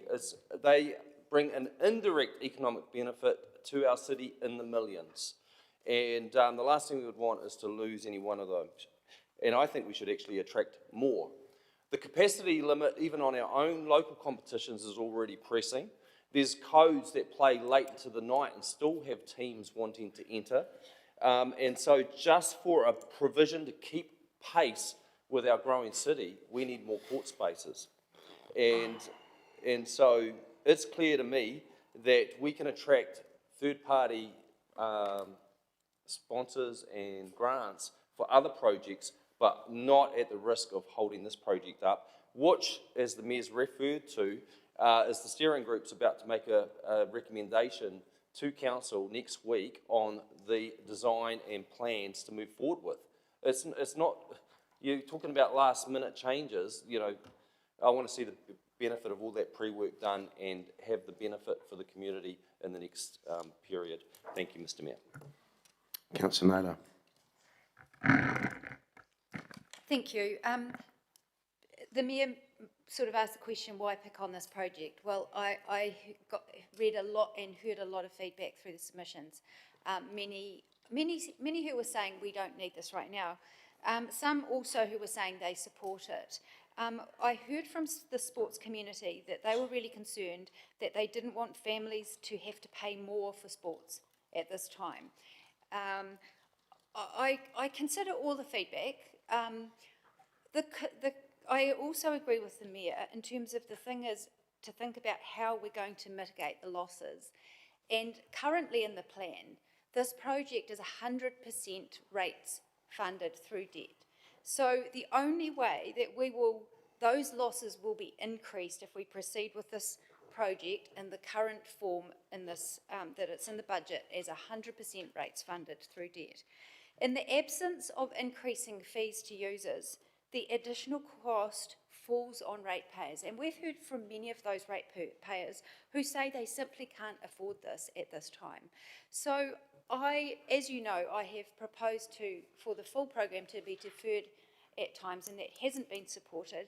I will be supporting this recommendation because I believe it goes at least part way towards addressing the concerns that some of our community have shared in terms of their concerns around cost. I do think it's consistent, as Councillor Woods already outlined, that I've often heard from the Mayor when it's when we've talked about sports projects, a third as being a principle. I think that if it's truly supported by our community, I think there will be an ability to attract that external funding. So I'm supportive of this recommendation. Councillor Arnott. Thank you, sir. I stand as a member of the steering group, and I certainly support external funding, but I don't support this because it slams the door in the face of a good asset. And, you know, for generations, this council has had the foresight to invest in Palmerston North, not just for the needs of the day, but for the long-term growth and prosperity of our city. The Palmerston North Arena stands as the clearest example of that legacy. And what began as our showgrounds has, through the decades, sustained investment being transformed into one of the most important strategic assets we own. That transformation didn't happen by chance. It happened because previous councils understood the bigger picture, backing infrastructure that would deliver not just community value, but real economic value to the city. They made decisions that positioned Palmerston North as a destination. Today, the arena is far more than a venue. It's an enabler of economic activity. It brings people into our city, fills our accommodation, supports our cafes, restaurants, retailers, and other local businesses, and underpins jobs and confidence across the local economy. There's no other council facility that contributes at this level to Palmerston North's GDP. But it's also something more than that. For many in our community, the arena is a happy place. It's where memories are made, and I've got some great memories of my younger days myself, attending AMP shows, telethon for goodness sake, and seeing the crowds, the energy, the families coming together. That's part of the value too. It's part of who we are as a city.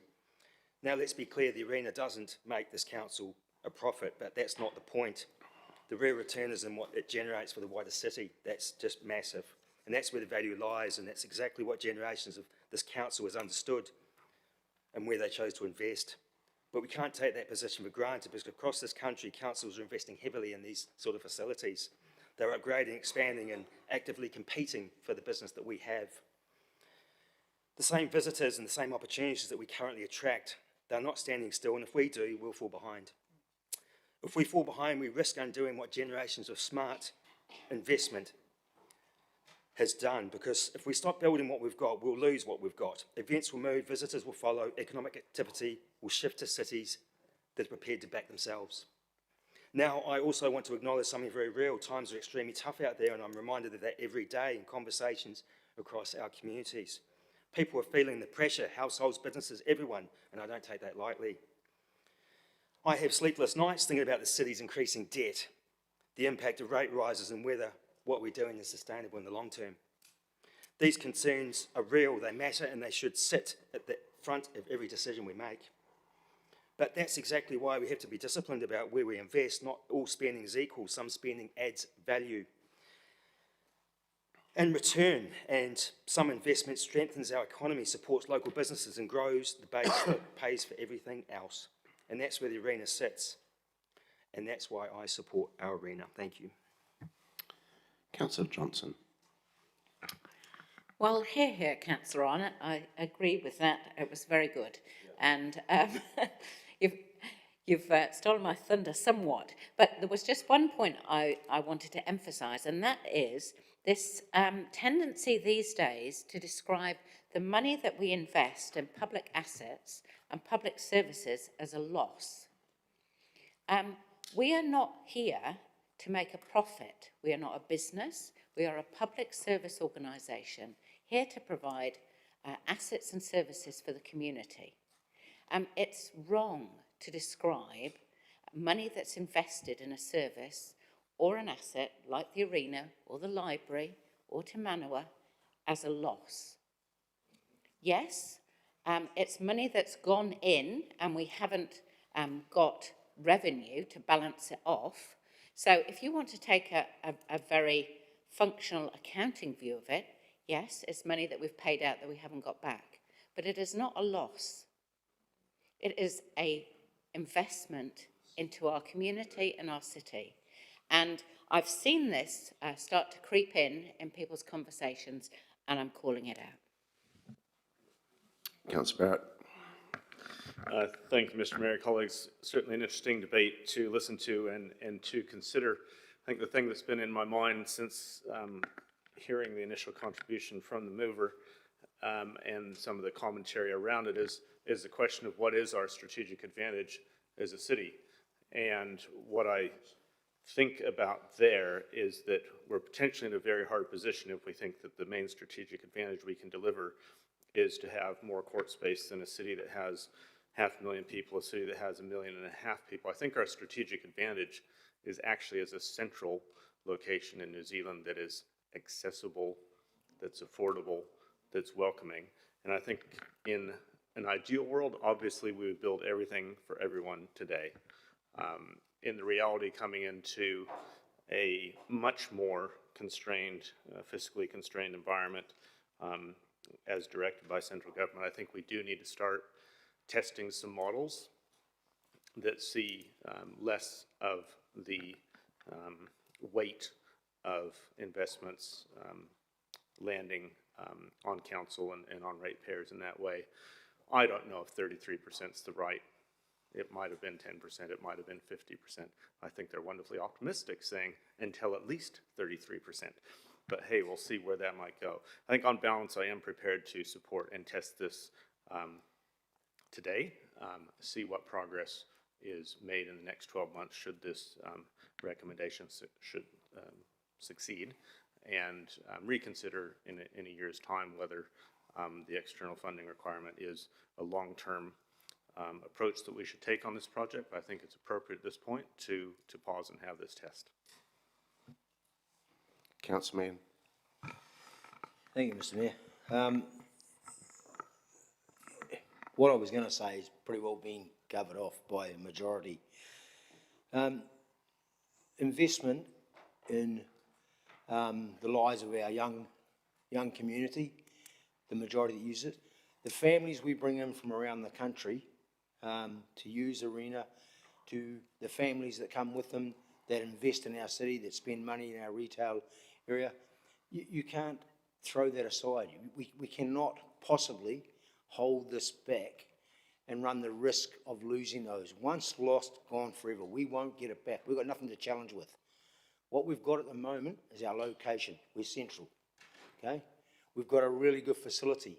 We're catering for the needs of those. We're trying to build on to be able to cater for some of the sports that are growing so fast that we're struggling. As we've heard, they're playing late at night. When we're talking 14-year-old children up at midnight, okay?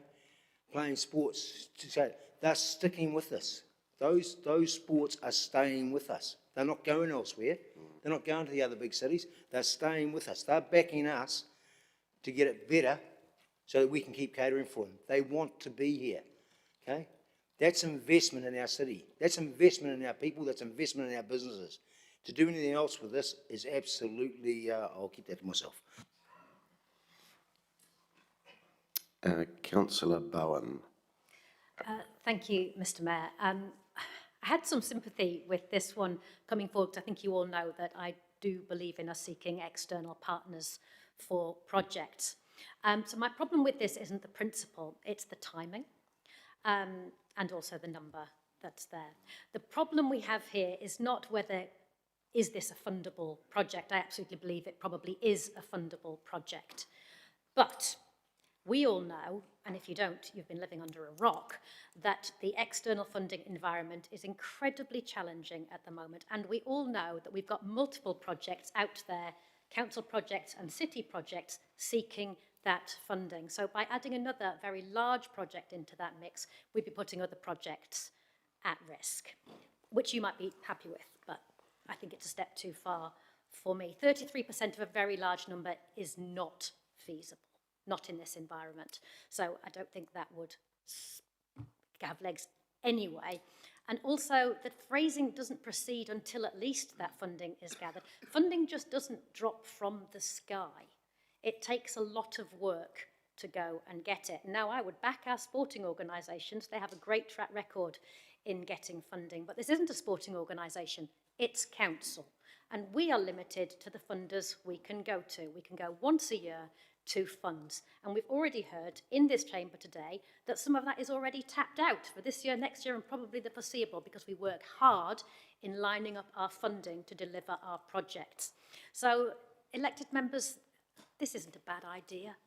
It's just not the right time for this idea. It should have been baked in at the beginning, not now, and now it's too late, I'm afraid. Right, a reply, Councillor. Thank you.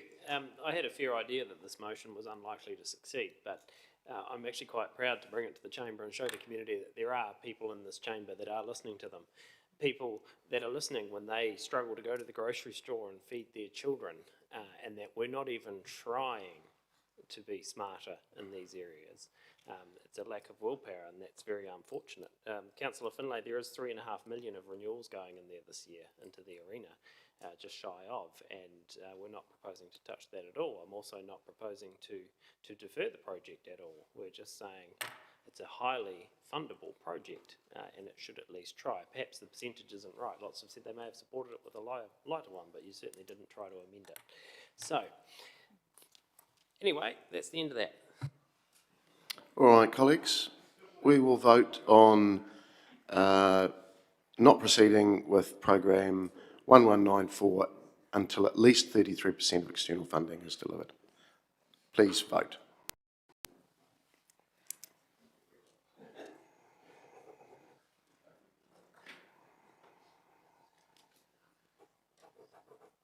And that has failed. 5 votes for, 11 against.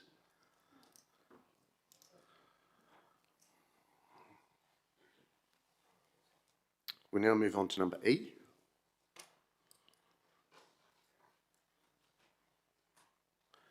Which is around council 15,000 to the annual budget 26-27 for safety improvements to the Kairanga Bunnythorpe Road area near Bunnythorpe, and that's around submission 245 and the accompanying Councillor Zabellum.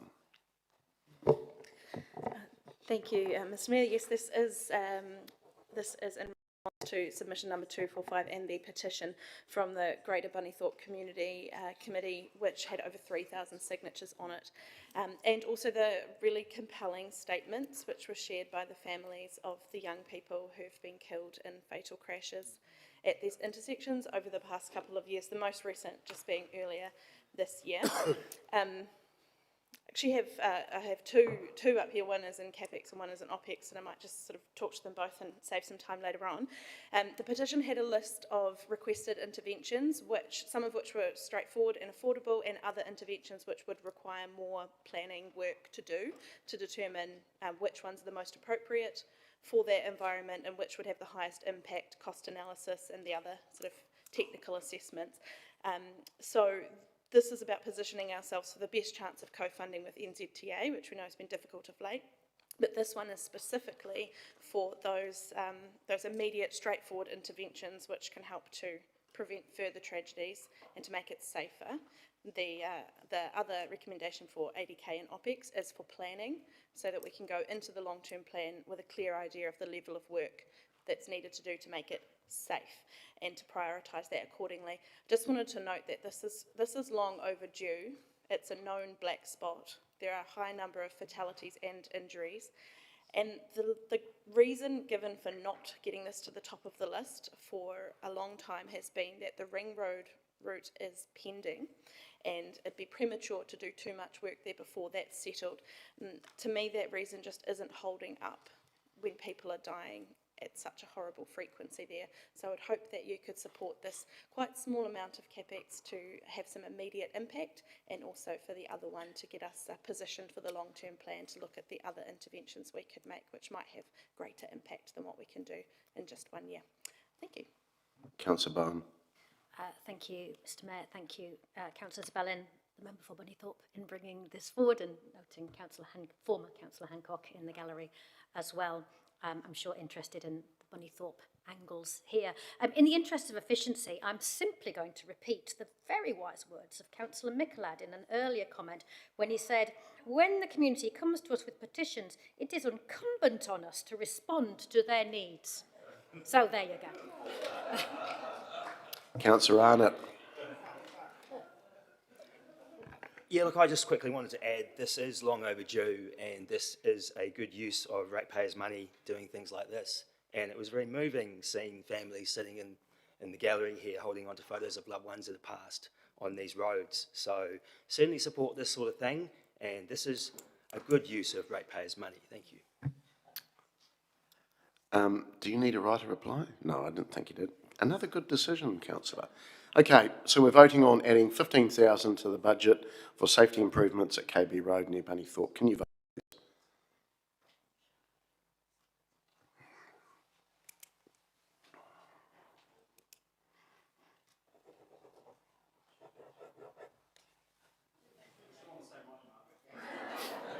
No.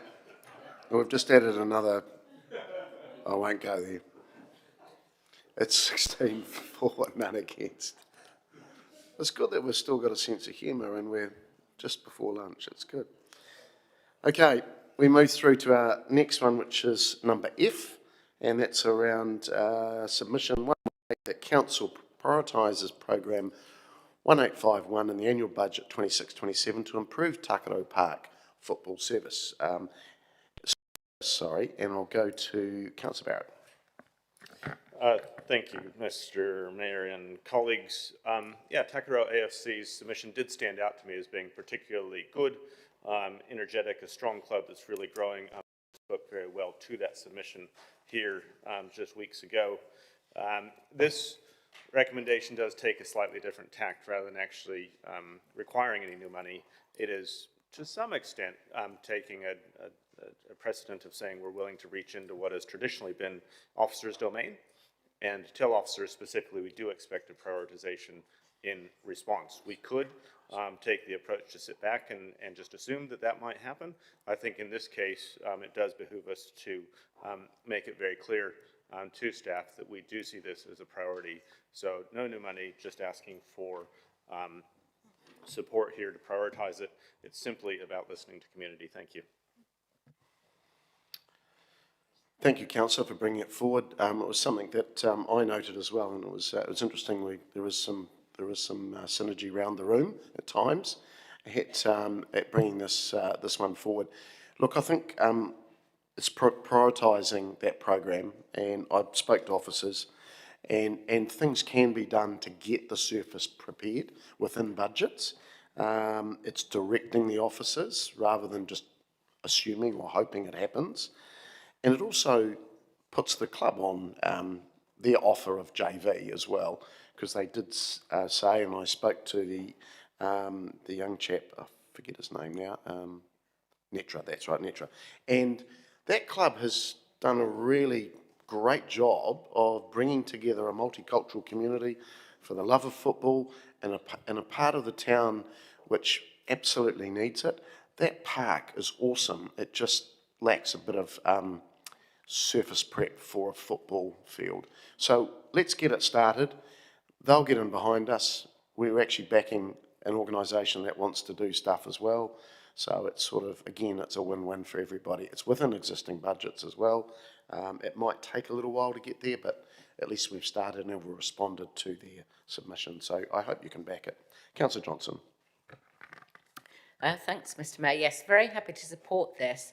And I think this was one of those occasions where community have come to us with a request during submissions that's relatively easy for us to fulfil and which is a benefit to a large number of people. And it seems to me that Takaro were very keen to be able to play home matches on their own turf, if you'll pardon the expression, instead of having to always be playing away, and to be able to have some access between the park to the club rooms so that they were able to generate some income for the club. And I think in terms of what their ask was, it was relatively small. There is money in the budgets, in that programme line. It will require reprioritising, but it won't require extra spending. And I thought they made a compelling argument, quite honestly. So I do hope that you'll support them. There's the potential there for them to be more self-sustaining if we put in a little bit of help here. So I think it's a very worthwhile project and I encourage your support. Councillor Naylor. Okay, thank you. Do you need a right of reply? Okay, thank you. All right, so we're voting on council prioritising Takaro Park program 1851. Thank you.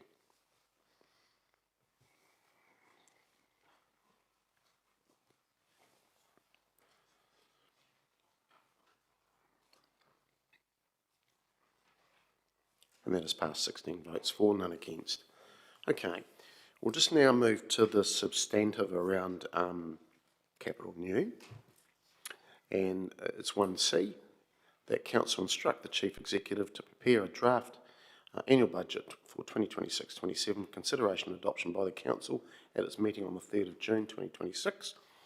And it incorporates the following capital new programs, including carry forwards and amendments as outlined in the annual budget 26-27, schedule of proposed capital new programs, attachment 6, and any motions agreed above.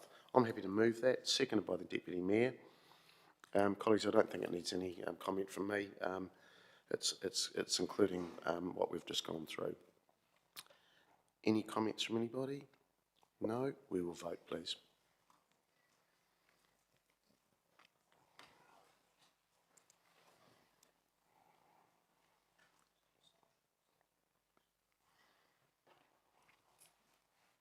And that has passed 16 votes for, none against. Thank you, everybody. Okay.